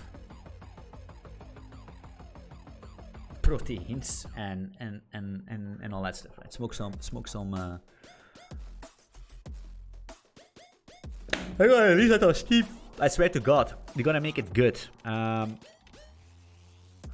It's gonna be nice. Some screen shake, and we're gonna implement screen shake and all that stuff. It's gonna be nice. And of course, the members in my community, they can playtest the game, right? Playtest it on Steam. But of course, we are far away from that, right? We are far away from that. Just prototyping with the mechanics. And then we polish, right?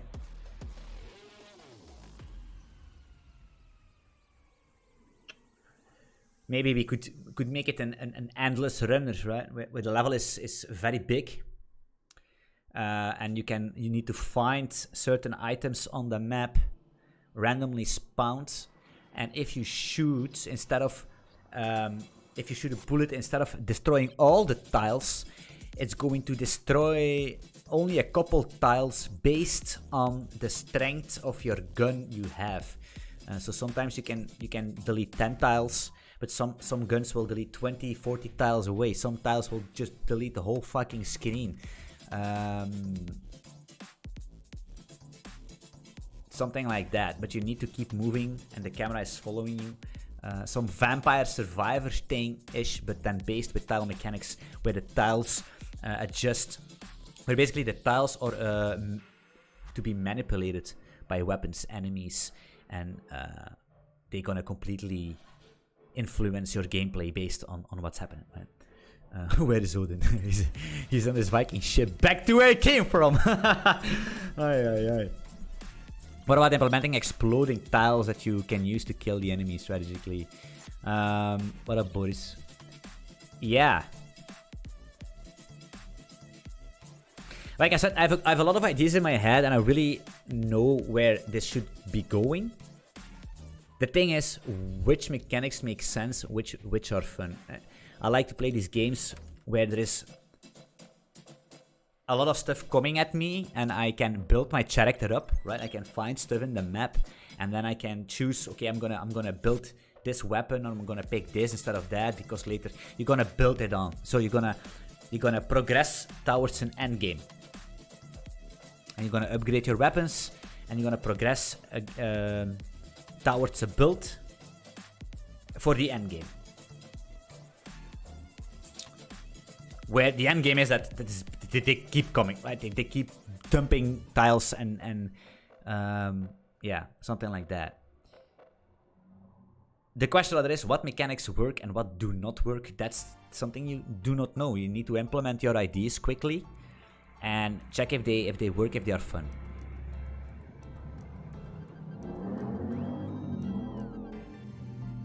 Heavy cars in the street. So where is Odin? Like I said, he's back on his Viking ship home. He's back to Valhalla.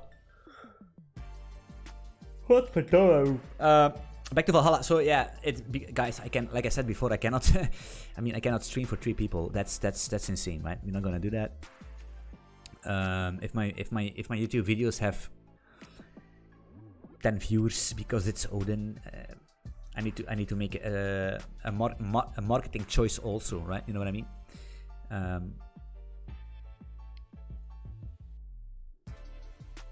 That decision actually, I didn't actually don't know. I thought Odin was a good fit, I really like the language, and I thought that people would like it. But the problem is, people.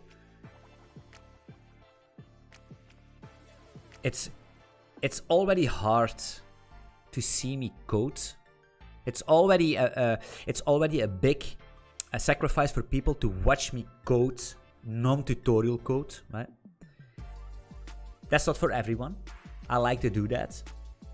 Jonathan Blow, Casey Muratori, there are a lot of coders. George Hotz, right? They don't do tutorials, they just code, and it's nice because you can learn a lot from them. It's not for everybody, right? So I'm already happy. I'm already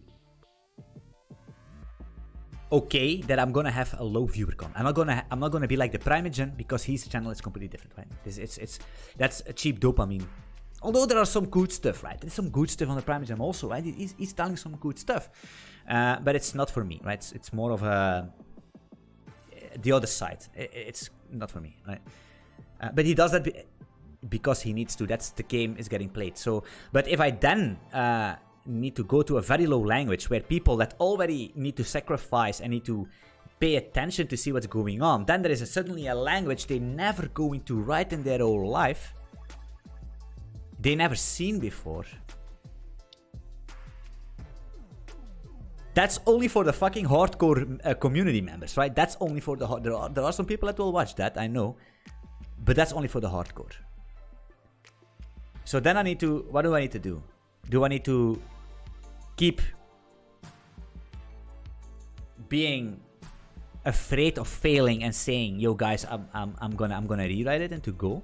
After saying I'm gonna make a game in Odin. After saying I'm gonna make Tick Trader. After saying I'm gonna make Third Pulse. After saying I'm gonna make Send.zip.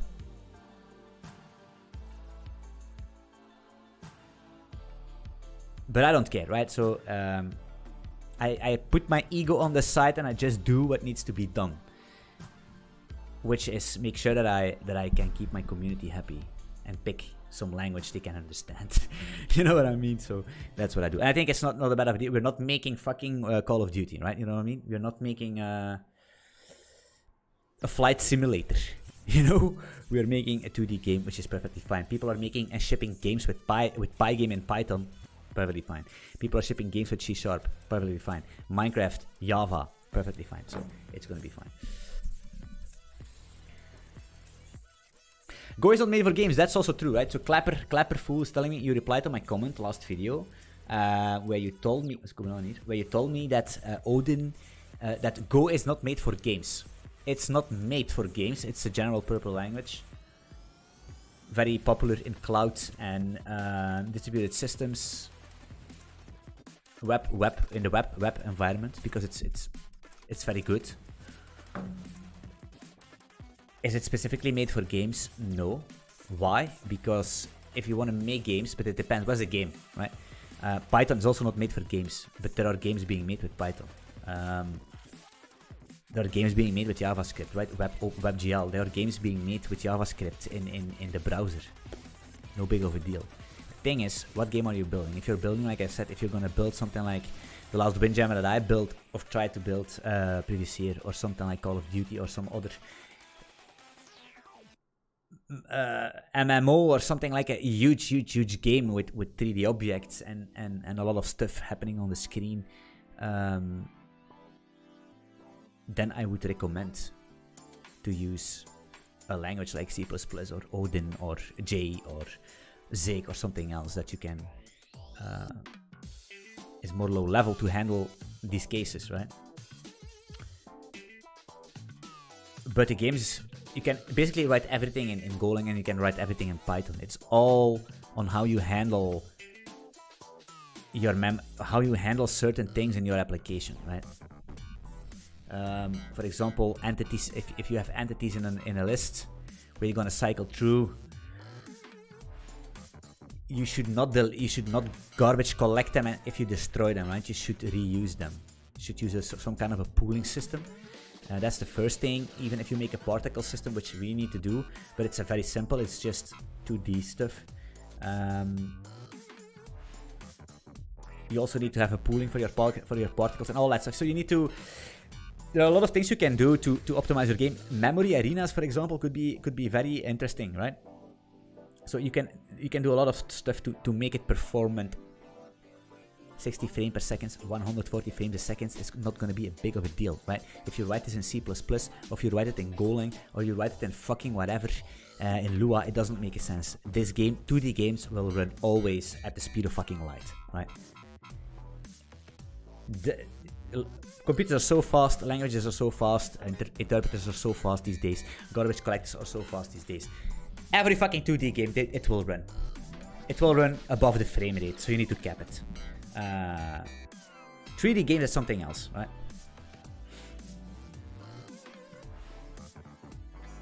I think there are some Go game engines out there, but I don't like to use them because not that they are bad or something, but it's because you need to learn it, right? What can I do with it? I don't want to do that. I just want to write it myself. So it's fast enough. Of course it's fast enough, man. It's like I said, it's more than fast enough.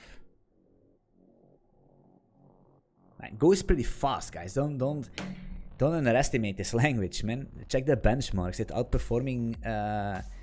It's coming very close to C, C++, and all that stuff. Trust me. But it depends on what you do, right? It depends on what you do, and it depends on how you. If you're just gonna dump things into arrays and if you're gonna just keep growing this entity list and all that stuff without realizing from, hey shit, I should pre-allocate that list because otherwise it's gonna keep growing and it's gonna... No. Then if you're gonna keep making these mistakes in all your points, then you're gonna have work can come into a bottleneck of performance. If you're a PPA, but that's the same thing in Rust. How many people are writing bad Rust, non-performant Rust? Because people think that, oh, it's in Rust, everything I write is gonna be performant. No, that's not true, right? It's not true. There are Rust servers that are running much slower than Go server ones, right? It's the same thing. I remember when I was working in the blockchain space, and I was working for the company ChainSafe. We were writing the Polkadot nodes in Golang, and they were writing they already had the Polkadot implementation in Rust, and we were the boot up and sync times were much faster in Golang than in the Rust one. Is it because it's just implementation mistakes, right?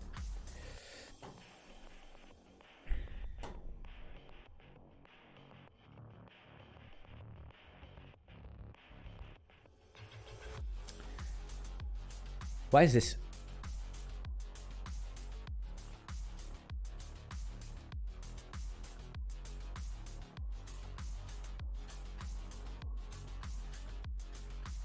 Go is just fast first try. It's very fast, guys. I said, do the benchmark. People say, oh, you have the garbage collector. Yeah, but for the garbage collector to kick in, you need to make garbage. Something you don't realize, right? You need to make the garbage first, right? If you make a lot of garbage, it needs to collect a lot of garbage, and it's gonna sweep the garbage, right? But if you don't make any garbage, which basically means, how can I not make any garbage? To just pre-allocate all the fucking things, right? Just pre-allocate everything and reuse it. Then you don't allocate. Then there is no garbage because you're gonna keep. You're gonna pull that stuff up. You know what I mean? The less allocations you have, the better, right? So if you pre-allocate it, you don't need to reallocate things. And still, garbage, like I said, garbage collectors these days, man, they are very fast, man. Trust me. Even with the memory arenas and everything, and we don't need that stuff for this game. We don't need that, right? But like I said before, if you're gonna make a 3D game,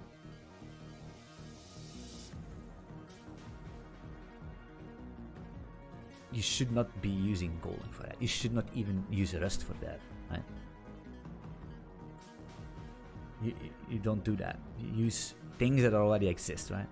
If I would make the Continue the Last Windjammer game, I would never ever used Golang or Odin, I would just use a Unity engine. It is what it is, and use C# with a Unity engine, because making these effects, you're gonna see, we're gonna make cool effects, right? I know some tricks. We're gonna make cool particle effects and let the tiles explode and camera shake, and it's gonna feel very good, the game. That's the thing, but these things are not a big of a deal, right? And by the end of the day, you're using SDL, right? So you're using a lot of C optimized code under the hood for all the rendering, right? All right, I'm gonna wrap it up, guys. 9 o'clock. It's time to do something with my dog. It's time to eat some proteins, right? Thanks for watching, right? And I much appreciate all the members of my community. What's going on here? Where is chat going on?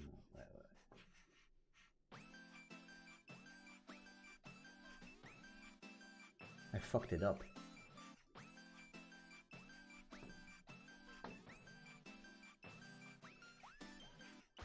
Damn. This thing is broken. Look at this chat bar, man. How can I even... No. Anyway, guys.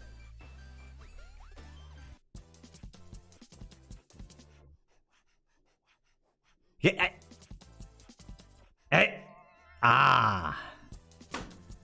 30. Wait, what you get towards it? Yeah, 30. So I cannot reply on this question once again. So I recommend you to basically rewatch the stream, because it's over. Rewatch the stream at the end. I think the last 15 minutes will cover that. Right? I covered this question. Why? You just came late to the party, right? Rust is overhyped. It's been 10 years trying to kill C. It will never kill C++. It will never. Nothing will ever kill C or C++. There's no language in the world that will do that. Things are depending. Java, C++, things are depending too much on these things. And companies will never switch, right? Who's making stuff? So, like new companies or new tech companies that are overfunded are using Rust. But they're gonna die very soon, most of them. They're already dead, or they're already fired. Everyone, tech is on fire, right? So everybody got fired. Because if you're smart, you don't use that, right? You use the tools that already exist, right? Python, PHP, maybe Go if it really needs to be performant, then you can do Go. But you don't use Rust, right? But these languages will never disappear, right? Rust will stay, because I think Rust is a good citizen right now into the space. It's very hyped up by all these influencers, that's true. But Java, C#, C++, C, they will never ever disappear, right? Never. It's not gonna happen. And all these new languages, they seem to be good, and they are. But don't forget how important tooling is. Don't forget how important documentation is. For companies, it's very important. Let's say you have a company, you have 10 developers, and you have 10 normal developers, so people will know a little bit of Python, and they will know a little bit of PHP and JavaScript, and you know, the classic, the web dev knows a little bit of PHP, Python, and Ruby, and they know all that stuff a little bit, and they can find their way. Some can already do Golang, some not, but it's not a big of a deal, because Golang is very easy, and they will find their way in Golang very easy, right? But if you're a smart company CTO or CEO, you're never going to say, yo guys, we're gonna write this in Rust, because nobody, it's a very steep learning curve, right? No, that's bad, right? That's going to cost you a lot of money. So you don't do that, right?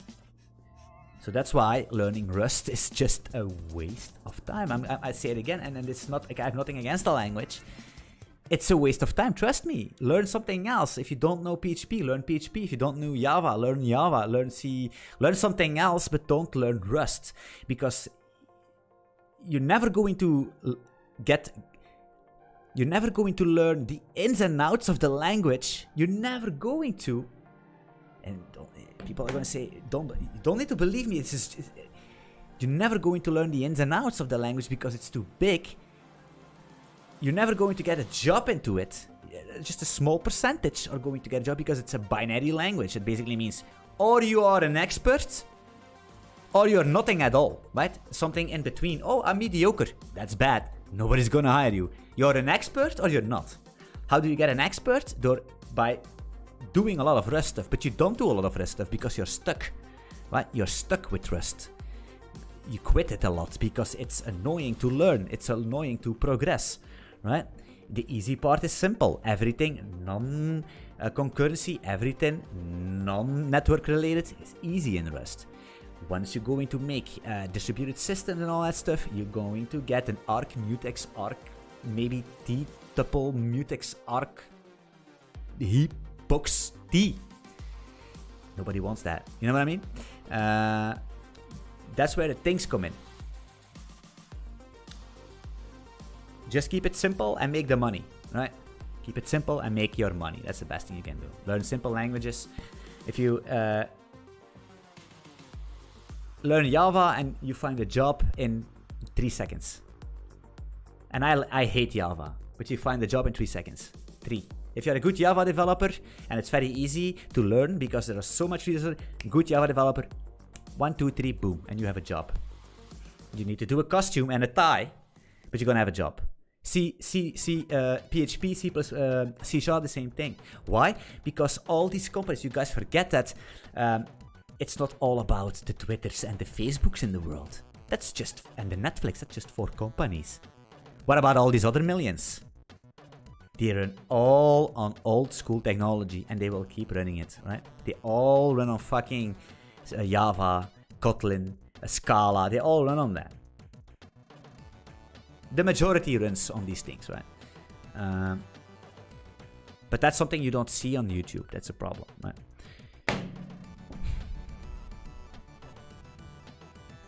Golang will never go away. Golang is very, very, very Burger Thin. Much more than Rust. Much more. You have no clue. You have no clue. In Belgium, I worked in Belgium 5 years ago and they were using Go. They hired me because nobody knew Go. They insta hired me because I knew it. It's Be Mobile, Belgium. Look it up. Be Mobile. Be Mobile. In Belgium, they use Go. They were using .NET and they swapped everything to Go. Everything. And don't believe me. Be Mobile. Call them. Call them. Say Jan hi for me. Right? Call them. Be Mobile Belgium. They have microservices in Go. 1 million more Golang companies than Rust. Trust me. Of course, if you go into the blockchain and everybody's using Rust, but blockchain is a fugazi, right? It's a scam. As simple as it is, right? Blockchain is a big scam. They get millions of funding, which they can never repay back, right? I don't understand how it works, but it's basically a Ponzi scheme. Not the blockchain coins or something, but the blockchain companies themselves. They get funded by holes. It's a Ponzi scheme, simple as that. Every single company, right? Every single one is. There are some. Wait, for example, there are some blockchains protocols that are doing very well, because they are very deeply integrated with governments. And not here, you're not going to see that here, you're going to see that in Brazil, and in other more third world countries. I don't think Brazil is a third world country, but like more these foreign countries, there are some governments, and I didn't know that until recently because I talked with somebody. They use blockchain technology, but like all these other things is just a waste of time. They use Rust because why? Because they don't care, right? They don't care. They have money enough. They don't know how to handle a company, so they use Rust. Simple. Zik is going nowhere, right? Zik, VLang, Crystal. These languages will never pop off, right? They will never pop off. Odin, it won't.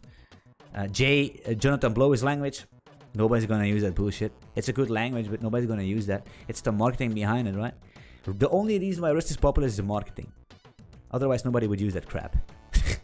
Nobody would use that crap, right? Anyway, guys, I'm gonna wrap it up. To be honest, like I said, if Python, if they could make Python super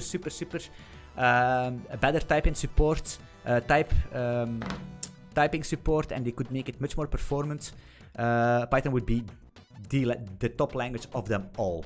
Python would kill everybody. It would basically destroy everyone. Although I don't like Python with these def and these no brackets, but Python would basically clap all cheeks. All of them. All. I thought I was into crypto. Yeah, but I was into crypto because, of course, when you just first join that stuff, you don't realize what it is, right? But then you start to learn about, wait, so I'm working for a blockchain company. It's a protocol. Okay, cool. But back in when I started, there weren't not much protocols. You had Ethereum, Neo, and you had a couple extra. You had Cardano and then Neo, and that's it. There were only like 10, 12 things. There was nothing more. Just maybe even less.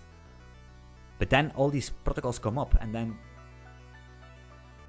even today, when the market is just in a bear market, the companies raise 50 millions of money. And then you see, okay, what's this? Whoa, shit! You guys see this fucking dizziness here, and then you see these guys. Yo, this protocol, there's nothing special with this protocol. It's just a little bit different than Aptos that just released, and they get 50 million money. And then you need to think about, okay, so people are investing 50 million into this company. That basically means that at a certain point of time, this 50 million. Right. So why are you investing? Let's say you invest 50 million. In a company, what do you want? Do you want 2x? No, you don't. Right? You're not gonna invest 50 million for 2x. You want 4x, 8x your investment. Huh? That's how investing works, right? You don't you do due diligence. How VCs work? They do due diligence and they pick the best. They pick the companies that will have the most growth potential. Most likely also some risk involved, and they spread their money, and if they invest in 10 companies, they know 9 will fail, right? So think about that. If a VC company invests in your company, they know most of the time you're gonna fail, but it's the one company that makes it that basically covers up all the other 9, right? So that basically means that if you invest 50 million in a company, you expect 8 and even more x your return. So let's go back to that blockchain company. How does a blockchain company makes money? A protocol. I don't know, because I'm not gonna use it. You're not gonna use it. My neighbor is not gonna use it. Your mom, my mom, we are all not gonna use it. We don't give a shit, right? We don't care. So they got 50 million. How are they going to pay back 8 times that 50 million back on their investors? How? Exactly. They can't. Cool. So why was blockchain then so cool? Well, it's very simple. Because if we go back 8 years, 8 years back, right? Bitcoin was at the price of 3K. And then it suddenly starts to boom. People invest a little bit, buy some tokens, and suddenly, out of nothing, 3, 6, 12, 20K Bitcoin. So, of course, all these altcoins, they go with it. So, they got a lot of fucking money. So, you could say they could pay back their investors. But wait, it's not basically not by customers and people that actually use the blockchain and buy a product. No, of course not. It's just a fugazi, right? It's just the market pumps and now we can pay back. Everybody's happy. So, and right now, it's still going on. So the only way you're going to get your 8 times or 50 million from investing in a blockchain company is not by people actually buying the product and get this monthly recurring revenue. No. It's about waiting until the fucking bull market comes again. So the coins and the native coin of that protocols goes up, and then they can pay back. You know what I mean? Complete fugazi, if you ask me. That's how blockchain works. That's how all these companies work, right? They're writing software that don't even work. It is what it is, right? So that's basically how blockchain works. You can clip this and you can show that, because that's exactly how that space works. Not all of them. Like I said, there are very unknown things that really make money. For example, if you check a Uniswap or something, it's a protocol on Ethereum, because that's a money-making machine, right? Because you take all the fees. But besides those things, which actually you could invest in, but not in the company behind it, for example, right? Because they make a lot of money, because there's actually transaction fees that are getting mined. But for a new protocol, if 10 users are going to use it, it would be nice, right? Then it's already much. That's basically my opinion about blockchains. Of course, back in the day, you don't know that, guys, right? You when you start working 8 years in the blockchain technology and you see everything boom and money is fucking everywhere and they overpay everybody and you're gonna get, it's fucking insane. Of course, you no questions asked. You know what I mean? There's no questions asked. You just boo. That's the only thing that happens there, right? But now the question's getting asked. You know what I mean? Because anyway, Mojo is already doing that. Python with types, yeah. When the market crashes, crypto exchanges stop withdrawals. They do intentionally or any time like fault. I don't know. Exchange completely different. Exchange is actually something very profitable, right? Even in crypto, exchange is completely nothing with blockchain. An exchange is not a blockchain company, right? An exchange is a company that basically handles in cryptocurrencies, which is the most profitable business in the fucking world. You know what I mean? The only reason why FTX is basically broken because it was used for money laundering. Everybody's giving Sam Bankman-Fried a fault, which basically maybe is, but it's actually just a government.